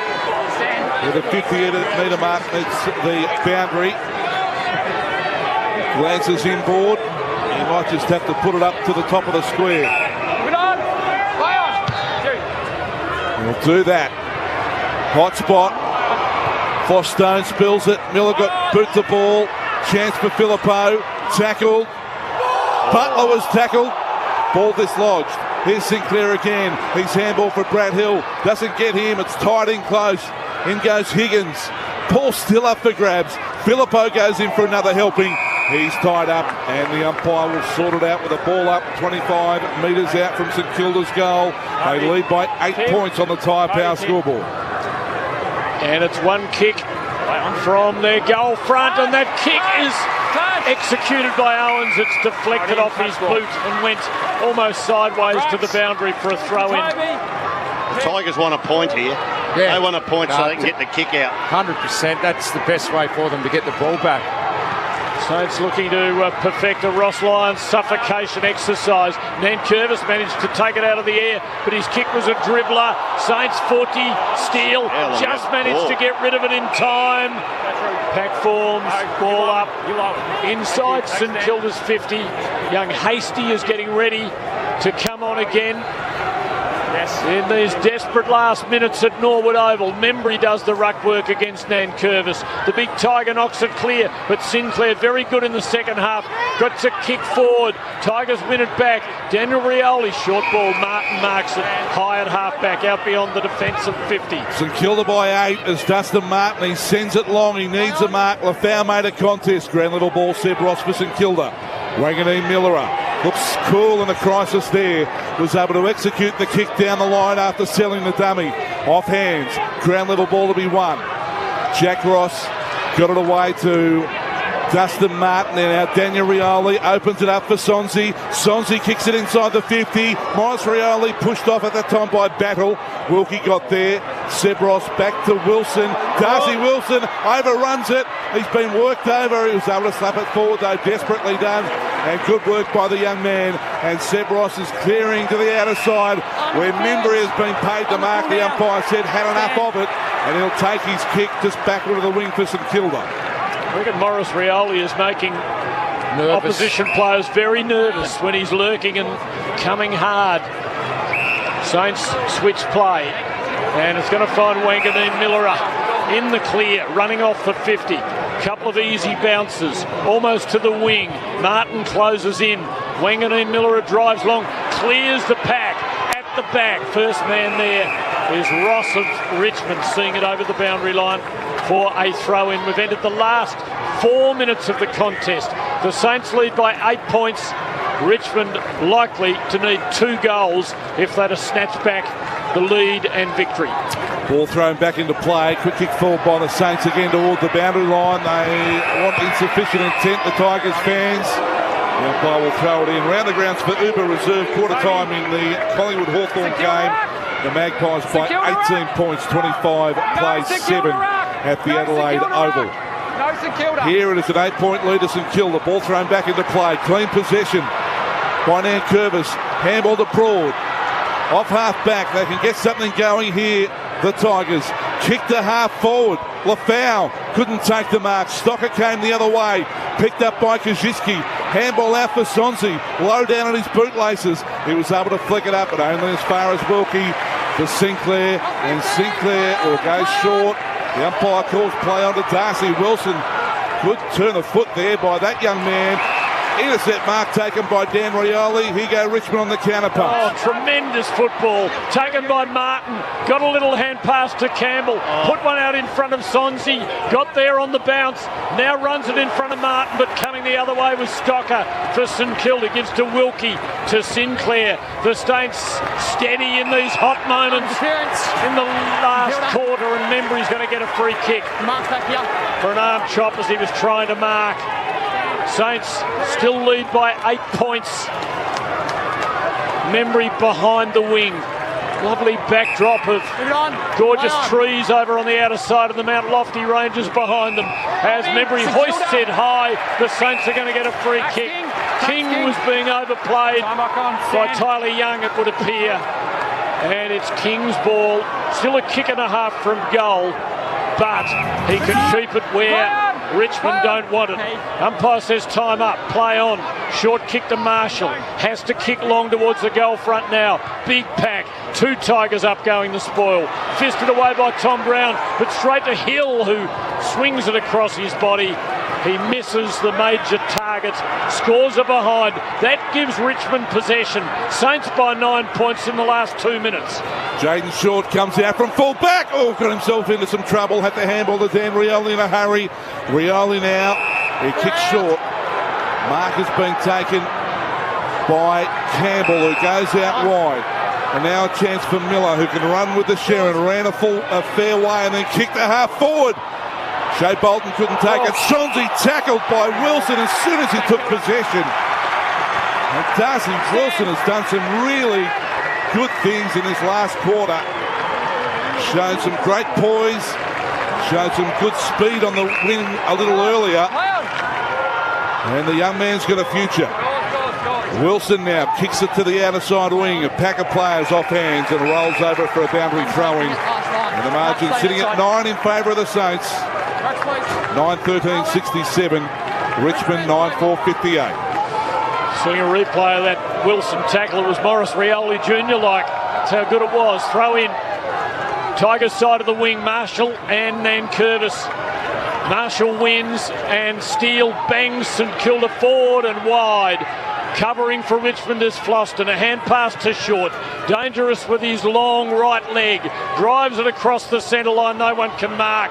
Wilson seemed to let Taranto go for the ball there. A hand pass to Campbell. Long ball deep into the forward pocket. But Membry's camped under it. He dropped the mark.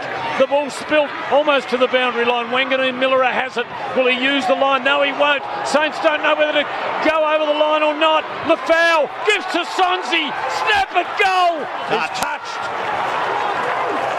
A minor score. The Saints lead by 9 points.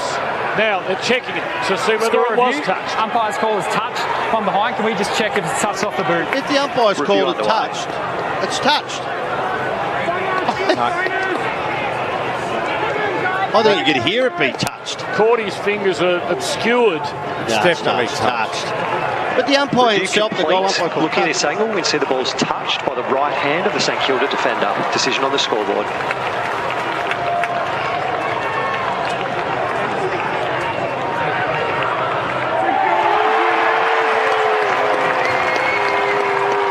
So it is a behind. The Saints lead by 8 points and the seconds are ebbing away. Yep, the enemy. Time is the enemy for Richmond as Sinclair will bring the ball back into play. Send a helicopter kick out wide. Fostarin takes it. Tackle by Seb Bryson. Stopped in his tracks and the umpire will come in and ball it up. 70 out from Richmond's goal. Rowan, Kobe. Good fight back by St Kilda in the second half. Been with them all the way though on the final quarter, Richmond. They made a good fist of it, but it won't be enough.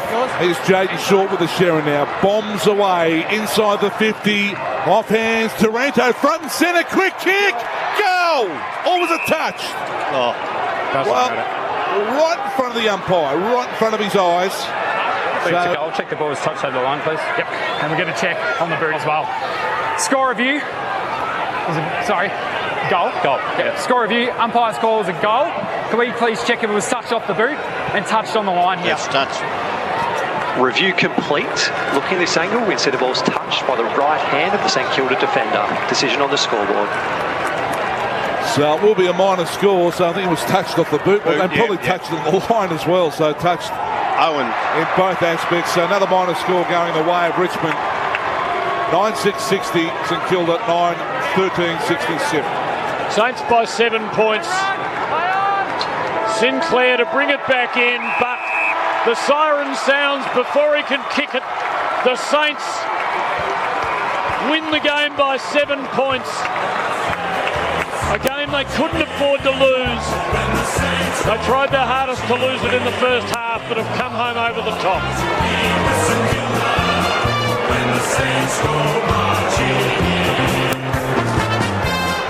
Tigers kicked the first 4 goals of the match and at half-time led by 22 points. But St Kilda turned it around with a 6-2 third quarter for an 8-point lead. And the margin at the end was 7. 9-13-67 to Richmond 9-6-60.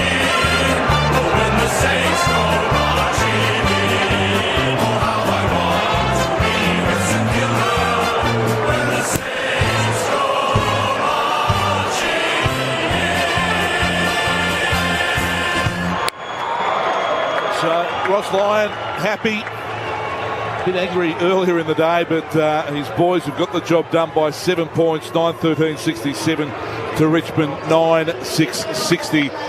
Let's hear from Tony Shaw and Richo what they thought of that game, and things changed and turned around in the second half. Richo. Yeah, look, Richmond got off to a really good start. They had some good ball movement from half back. They were winning around the contest and clearance, and you know, they were outplaying the Saints. They did look the better team. They had it on the way the terms that they wanted in that first half. They didn't let the Saints play the way that they wanted to. But clearly at half-time, Ross, he would not have been happy. I mean, it's a game they had to win, the Saints, and I reckon they got a fair bake, and it would have been around, we've got to start getting our hands on it, and they did. They absolutely dominated the third quarter around contested possession and clearance, and that allowed them to have, I think at one point it was 10 shots at goal to 1 in that third quarter, which got them back into the game and back in front. And in the last quarter was a real arm wrestle again. It was all about that third quarter where they absolutely dominated. And I reckon it's off the back of a fair cook from Ross at half-time. Yeah, sure. It's interesting. We talked about Tom Stewart, we talked a little bit about Fostone, but Wilkie for St Kilda in defence. I'm not too sure how many intercept marks he took, but he was a rock back there, and they seem to be kicking it to him at times. Callum Wilkie, he's a gun back there in defence for St Kilda. Well, they tightened the screws after quarter time. You could just see it was like an arm wrestle in that second quarter. They won the quarter by 2 points, Richmond, but you could see the Saints were coming. But that third quarter, 6 goals, 6. They kicked in that third quarter, and that really was the one that set the scene for them. But, well done to Richmond. They're undermanned in a lot of areas, especially, they only had the 5 goal kickers, and they only had one superstar, and that's Shea Bolton, who is a superstar. And he was the only true Martin forward. Played pretty well, but second half as a midfielder more than a forward. And as the game wore on, Paddle and Wilkie just controlled the air. They just couldn't get it to ground level enough in their forward 50, the Tigers. But look, pretty brave effort, really, considering the troops out, and I just hope that young McAuliffe wasn't seriously hurt. He didn't come back on. Now, that'd be devastating. You play your first game at home in South Australia, and he looked good in the first few minutes he was on. Just in terms of Richmond and their forward line, we know Tom Lynch out, no Noah Bolter. Anything else underneath that can come in? Well, they've got a guy, Jacob Bauer, who's a forward, but he hasn't been playing. He's been injured as well. So it really is what they've got at the moment. Naismith's probably the only other option forward, and he's a ruckman. What about Clark? Judson Clark. Small forward, probably not the role. Yep. So the tall forward in the forward line is the issue at the moment. Yeah. Just look at the screen. They've got the Eagles in Perth next week, and the Eagles suddenly showing something against the Swans, although Richmond have played very well against them a couple of times, I think, in recent years, since the premiership years. But the Eagles will never win there for sure. St Kilda's, have a look at that next 3, GWS Giants, Western Bulldogs and Port Adelaide, and then they get north, so that was big for them, no doubt. 7-point win. St Kilda didn't get their first goal until the last 5 minutes of the opening half, shortly before half-time. And it was immediately answered by Richmond to add to Ross Lyon's frustration. But the Saints under Ross have found a way, and Ross, I reckon, adds a lot to the kind of tapestry of football, doesn't he? He does. He's great for the game. He's such a unique figure in the coaching ranks. It makes life very interesting. Yeah, he certainly is, Tim. And look, that in the end, they really had to guts that win out, the Saints. They had to win that game, as Shorey just said, with the 3 weeks they have coming up. And they did.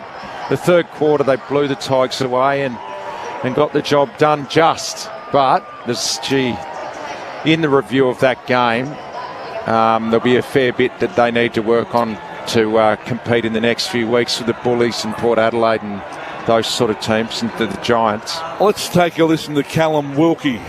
Just caught up with Mark Soderstrom from Channel 7. Let's take a listen. Joining me, Callum Wilkie. Cal, welcome back home. That was tough at the end there, just a couple of little hairy moments. Yeah, no, it was tough. We played very bad in that first quarter, and we wanted to come out of last week and play our system, and we didn't do that. But Ross gave a good spray at quarter time and half time to put the boys in gear. Watched him. He did give you a fair go at quarter time, but when he came out at half time, he still looked very composed because you were still getting a lot of the ball forward. Yeah, definitely. That second quarter, we got the game on our terms. We just didn't execute going forward, so we knew just keep playing our way, play front half footy, and it will eventually turn, and we got it on the scoreboard in the end. Now, we know you played your junior footy at Walkerville just a couple of minutes from here. How many of the Wilkie clan are in here today? Yeah, 35, I reckon. I had to keep getting tickets last night, so it's good to have friends and family come out. It's good to be home. Wonderful concept, mate, and well done to you. You've been playing some brilliant footy since you crossed over from the Roosters. Congrats. Thanks, Otis. Appreciate it. Good to see you. There he is, Callum Wilkie, talking to Mark Soderstrom, a local Adelaide boy, and he was magnificent, wasn't he? Yeah, he was. Just there taking... Him and Battle down back. Yeah, was sensational. I reckon this was a gather-round classic. Different setting, different sort of game. It became better and better as it went along. Good crowd. It was atmospheric. The weather was nice. It was just a really good event. Yeah, it was. You love seeing these suburban grounds, and you're not going to have it every week, clearly, but it's a one-off, and this round is going to go ahead moving forward in Adelaide and Norwood Oval. You're going to have to do your homework before you go there, aren't you? Yeah. If you get drawn to play there next year, you need to go back and look at these games because it's unique, and you need to probably adapt to play on it. Yep. Round the grounds for Uber Reserve. The final game of the round is being played at the moment at the Adelaide Oval. Collingwood leading 5-3-33 to Hawthorn, 3-1-19, a 14-point lead to the Magpies with 11 remaining in the second quarter. And the Saints fans really enjoying the family and friends at the moment. Sure, getting around and signing some autographs. It's just a great atmosphere. I was over there Friday, and I just walking the streets. There was so many different football jumpers. There was the two games on, one after the other, but there were so many other clubs that had already got there early, and like a lot of Collingwood supporters, I noticed that they were there for tonight's game. It just really, really great concept. The idea was to spread it around the country. I don't know whether that's going to happen fairly quickly. I'm looking forward to getting you the bold predictions, Matt. We'll do those. We'll do those in a moment. We're happy to take your calls as well. 133 693 is the number for Nick Theodosi, and also Rowan Conley is coming up, and he will be reviewing the round, and we'll get down to the St Kilda rooms as well. We might get your votes, Richo, or are you going to? No, I'm going to do it. I'll do it later, mate. Okay. He's had the stat sheet.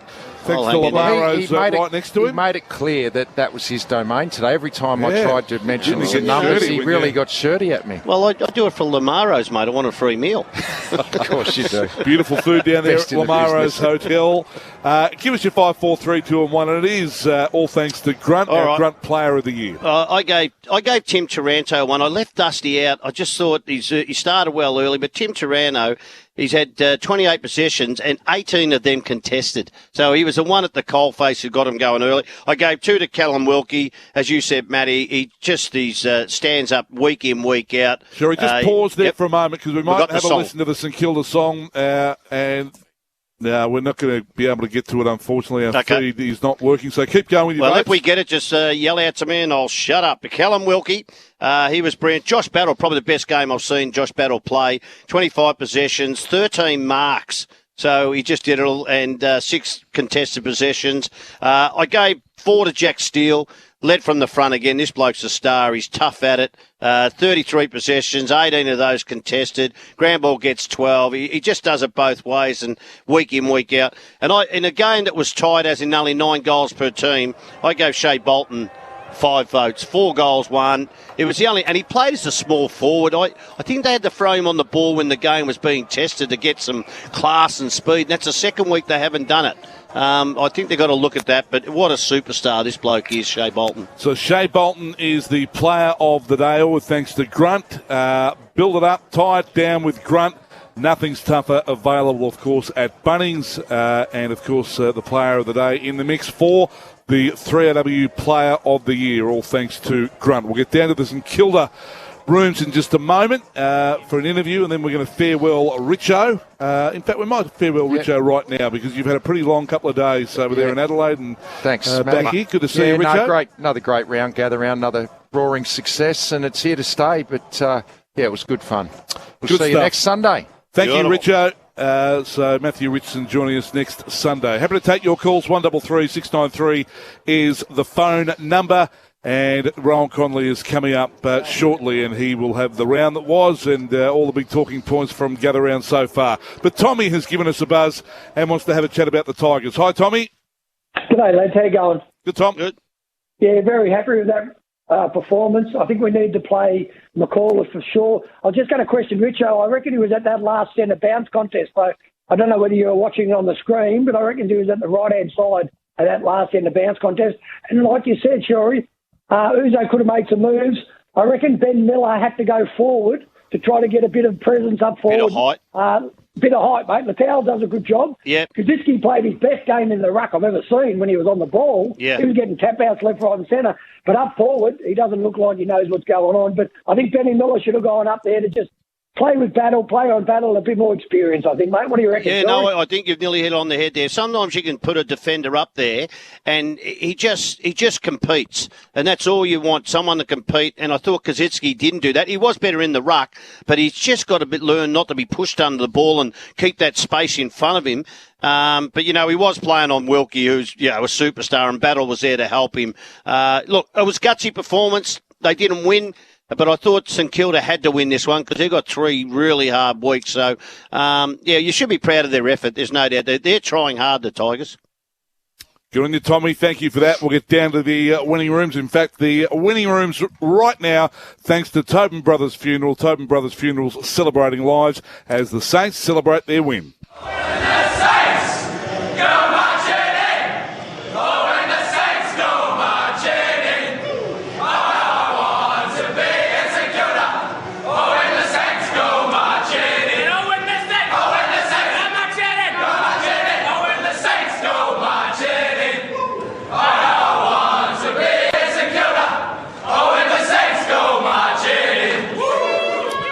Yes, hard fought it was, but they got over the line by 7 points against the Tigers and singing the song with gusto. We'll get down to the rooms in a moment for a interview. Ron Conley coming up as well. But before we farewell Tim Lane, let's have a listen to our Star 21 goal of the day, and we've handed it to Max King. So taken by King from the boundary line.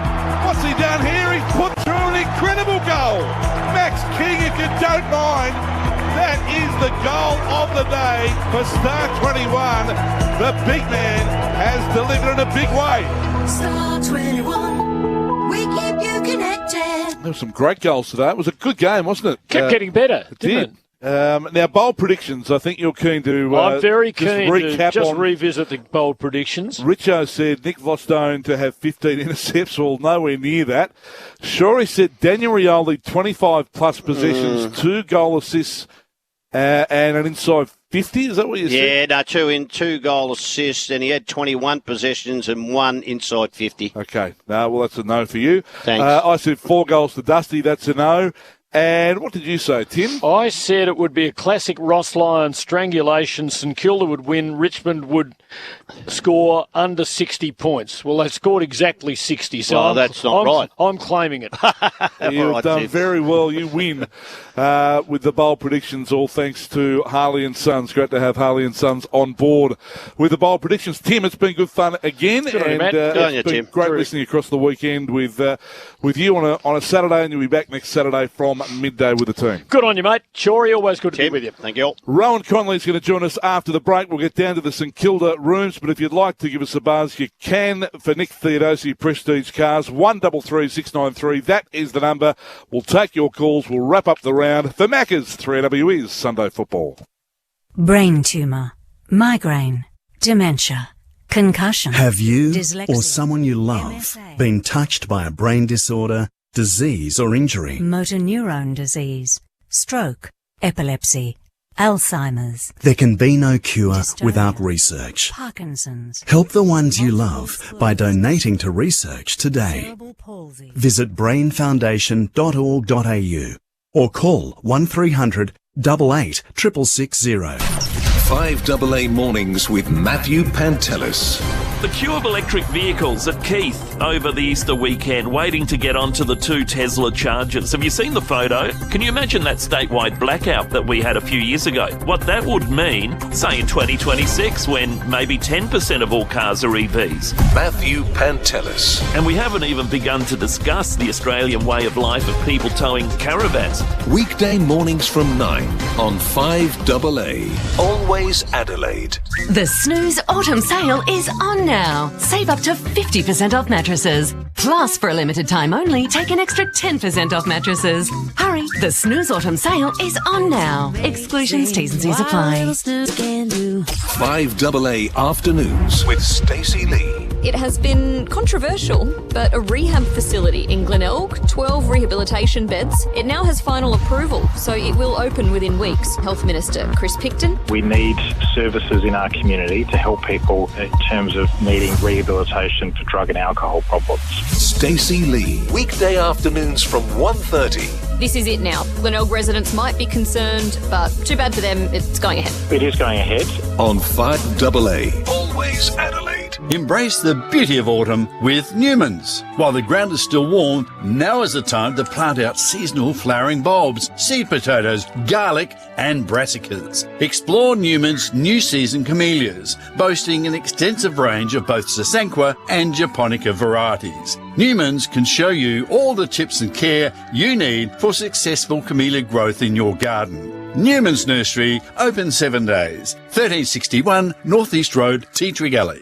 5AA Nights with Leap Forest. The great Lee Kernaghan, Australian country music legend. I was looking at this. I don't think you've ever done the AFL Grand Final. How come you've not done the Grand Final? Oh, mate, it would be my dream. It would be my life's dream. Make my life complete to perform at the Grand Final. Keep on trucking along. Leap Forest. I'm going to speak to Andrew Dillon. Like, if the Blues go deep in September... Weeknights from 7. How can we not have one of Carlton's great supporters? On 5AA. Always Adelaide. Get ready for Ritchie Brothers' National Unreserved Auction on May 1st and 2nd. Whether you're in the market for diggers, dozers, prime movers or trailers, your search ends with Ritchie Brothers. We're the trusted name in the industry, bringing you the best selection of new and used equipment and machinery across Australia. Join us for 2 massive days and don't miss out. Everything's unreserved and everything will go. Register now at rbauction.com.au. 5AA's coverage of the 2024 AFL Premiership season.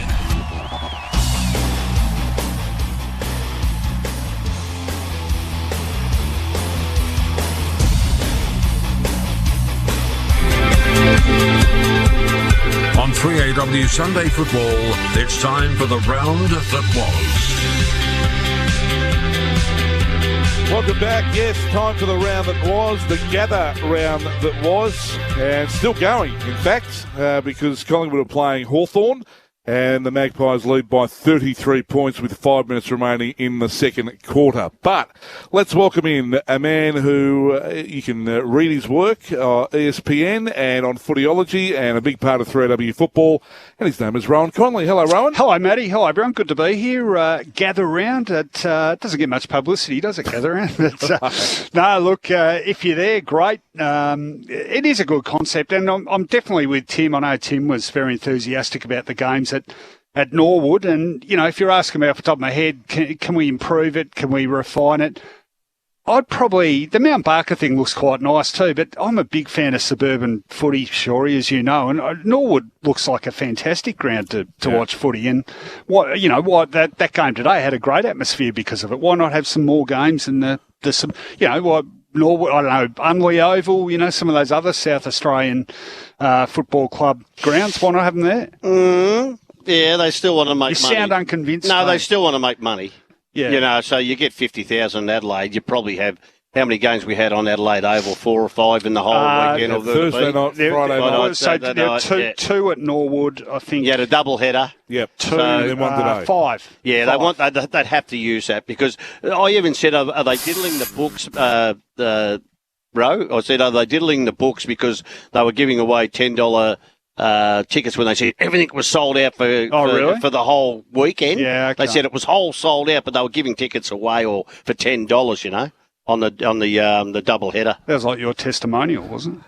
What's that? Oh, no, it was just a cheap shot. Yeah, no, that's all right. Good cheap shot, yeah. It is amazing, though, that you could go to like St Kilda and Collingwood. Like at the MCG, that would get 60,000. That you could have this small venue and get there and witness those two clubs at a 20,000 suburban venue. But we used to do this all the time, didn't we? I mean, I wrote during the week about the the Nicky Winmar incident because I covered the game. And, it's funny, the way people write about that now, it's like this huge event. Well, it was in a tiny little suburban ground that held, how many in Victoria Park hold? 22, 23.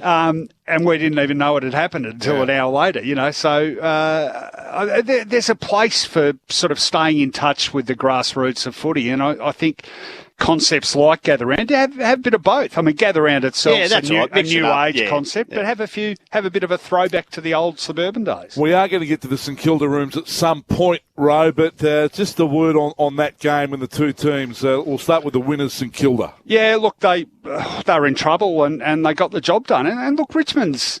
I don't want to focus on them instead of St Kilda, but I mean, one of the lessons I think out of this year already is Richmond aren't bad. I think they're going to be a fair bit better than a lot of people thought. And St Kilda are good at just gritting their teeth and getting the job done, as you'd expect under Ross Lyon. And I think they've got a few more strings to their bow than they had perhaps a year ago. I think Henry's a big loss. Yeah. Because the brilliance. He adds to Bonner. He adds to Wanganui Miller, and an extra one. There was four of them, and like I said, Brad Hill had played well today. He had 27 possessions. He was like the lesser light in the first 2 to 3 weeks because of those three other players. Yeah, and even losing one of them. The modern game now is about taking yardage and getting through. They couldn't do it early in the game, but they changed that around. They know defensively what they got to do, and Ross is pretty pragmatic about how they go about everything. Yeah, well, don't you feel? I feel like Ross actually is a bit more prepared now to roll the dice a bit in terms of playing offensively and trying to score more. Yep, which he had to be. He had to be, didn't he? Yeah. I mean, that's the way. No, they got it done today when they, like you said, when they were under pressure. 6 goals, 6 in that third term show that they can score 2 on it quickly. You're doing all right to win a game when you kick 1 goal a few seconds before half time. Well, they've got to tell you what, they've got to keep forward who they've got to keep giving the ball to and give him a chance instead of the holding possession. Max King. Yeah, exactly. He's just a very good player, but he doesn't get enough opportunities to have a go 1-on-2 or 1-on-1, Well, he's not getting quite. Remember, he's sort of not quite there. He's a lead-up player, so he's an outside 50 player. Yeah. Hits the wings, doesn't he, Memory? We're happy to take your calls for Nick Theodosi, 133 693, and Josh has given us a buzz. Hi, Josh. G'day, fellas. G'day, Shorey. Good to hear you speak to your legend. I've been listening to you for years, mate, so to talk to you is a good honour. Good on you, mate. Yeah, I just wanted to pull you up on a comment you just said about the whole $10 ticket thing at Adelaide Oval. Yeah, they passed them on. Yeah, that's right, mate. Basically, if you went to only the one of the double headers, you hand your ticket back to the ticket office, and that $10 went to charity, I believe. So that's right. I just wanted to talk to you about that. I knew that, but what I was saying is that they're going to have play a lot of games there because financially they've got to make this viable for them, unless they know they're going to run it as a loss. Which I don't think they will, because let me tell you, some people were saying rooms that they could get in a normal hotel were normally about $200 a night. Had gone up to $750, so they make it pay that way. I think it's the people coming into the city to Adelaide that makes it go. Yeah. Do we know how the logistics went with the double header at the how long a gap was there between Geelong Bulldogs? Yeah, there was about 45 minutes, but they didn't turn the house. They kept the same crowd in there, and as our caller Josh just said, if you wanted to leave, so if you were there watching Fremantle Carlton, you could leave, give a ticket, and then give your ticket, which would be handed to someone else for $10 for charity. They just don't have time to swap take it over. Everyone out.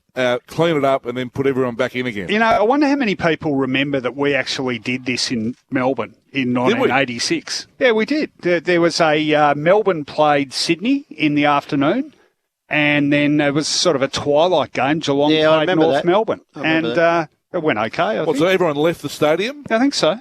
Okay. 1986, it sounds like yesteryear, but they were thinking ahead even then. So it can be done. The more they do things like that, I guess the more it might encourage them to have double headers. Do you reckon does that work commercially, do you think, or not? Probably not. Yeah.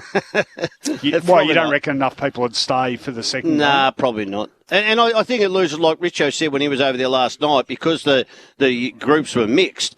The atmosphere wasn't diluted. Diluted. Yeah, because you got two clubs who probably put two lots of supporters who aren't barracking for anybody. Yeah, well, I noticed. What was the game? Was it the Freo Carlton game? They were doing the wave. You know, the wave doesn't happen the wave very often. and they were in the July very 1980s Bulldogs game too. Repeating the MRO news from earlier, Carlton's Lockie Fogarty can accept a one-match suspension for striking Fremantle's net. You were happy 5. with that? Well, you thought that was it? I thought one was about right. You thought, I thought two. 3 or no, I said that early because I thought it was a throw out, but when I saw it in replay, I thought at least two with an arm thrown out like that. Anyway, good luck to him. I don't care. But Fife bounced straight up, didn't he? Yeah, but there's that. No, but that's what they go on consequence rather than intent. Well, they shouldn't. I agree. What about the way things played out late in that game, Rowan? The dissent decision? What did you think of it all? Yeah, it's a good question. What did I think of it all? I think, well, you can't review stuff like that. I noticed, I can't remember where, but someone this morning was saying, we need to be able to review those things and have a captain's pick, a captain's call and all that stuff. No, you can't. The game, one of the great things about our game is how quick moving it is. And I mean, in fact, that's the reason the Adelaide-Sydney goal review thing happened last year, wasn't it? Because the kick in from the point happened immediately. We don't want to ever slow the game down so we can't have that continuous play happening. So, look, you can't legislate for every occurrence in a game. It's bad luck, and there's no doubt it's bad luck for Freo. The dissent thing, I tweeted immediately that happened. I tweeted, wow, Freo's just abused the game away, and I copped it from Freo fans. And then I thought about it and I thought, gee, it's stiff. And I wrote that, and then I copped it from Carlton fans. I don't know what you reckon, Shorey. I just couldn't massive penalty. I couldn't help but feel that if in 20 years ago, and had we had a Glenn James or Rowan Sawyers, they would have taken into account the circumstances in which we don't know what he said, but we don't think it would have been swearing to a point. I think everybody's surmising that he might have called him a cheat. You're cheating, something like that, which is the worst thing you can call an umpire. But again, I think in that sort of situation, if you're an umpire who says, he said it in the heat of the moment, I won't let it. I won't go there, because to me, I'd rather have the penalty in the middle of the ground. Not there where that was. They lost the game. They had 40 seconds to go back to the centre under a goal down and be a chance of winning the game still, and that just nipped it in the bud like that. I should clarify that, actually. I reckon if he called him a cheat, that's worse than if he called him anything. An effing idiot. Whatever. And I agree with that, but well, he by the way, he is saying, Jordan Clark is saying that he called himself an effing idiot because he allowed if that was all he said, he didn't call him a cheat, and it was an effing idiot. Well, no, but he's saying he called himself. I know, but if the umpire thought he called him that, and he's given that free kick for that, harden up, baby. Yeah, but I don't think. I find that hard to believe. So do I. I find. Don't you find that hard to believe? Well, if it is on that, the umpire needs to just take some tough pills. Well, there was it last year or the year before where they were really cracking down on dissent. Yeah, but that was remonstrating too. Yeah, remonstrating. But they were talking about they always talk about the lower levels. And actually, I think that was the year before. The year before, we got microphones now, and you hear the players, you hear everything they say. And, the umpires were told to start paying a few of those dissent decisions. Then you didn't see it. Correct. There was a game, I think, on a decision Thursday night. There was a dissent one, Melbourne and Adelaide. And then we saw the one between Carlton and Freo. Look, we're all trying to do the right thing in recruiting of umpires. But the game is such emotional... And for if he was called a cheat, I agree with Rowan. That's the worst thing you call an umpire. Could he have just said, look, it's in the heat of let's go back to the centre bounce and start the game again? But for me, I would rather see whether it's a free kick, someone throws someone down or whatever. Once you kick a goal, it's dead and buried, you get your free kick from the centre bounce. Because where it is as the highest penalty, that nipped that game in that was gone. Yeah, well, that was news to me because usually, previous goals... highest penalty overtakes where and when and has where. Has that been changed, though, do you think? No, that's been in for. Okay, so when do they pay a free kick from the middle of the ground before the next bounce? Because that's happened a lot. Maybe when they've already got back to the centre of the ground and someone does something untoward. The thing about the dissent is I think where it is now is about right. I reckon, if you say stuff, fair enough. But you got to remember when the crackdown happened, it was absurd. You know, people would be sort of look at the thing on the replay and they get, that's ridiculous. Yep.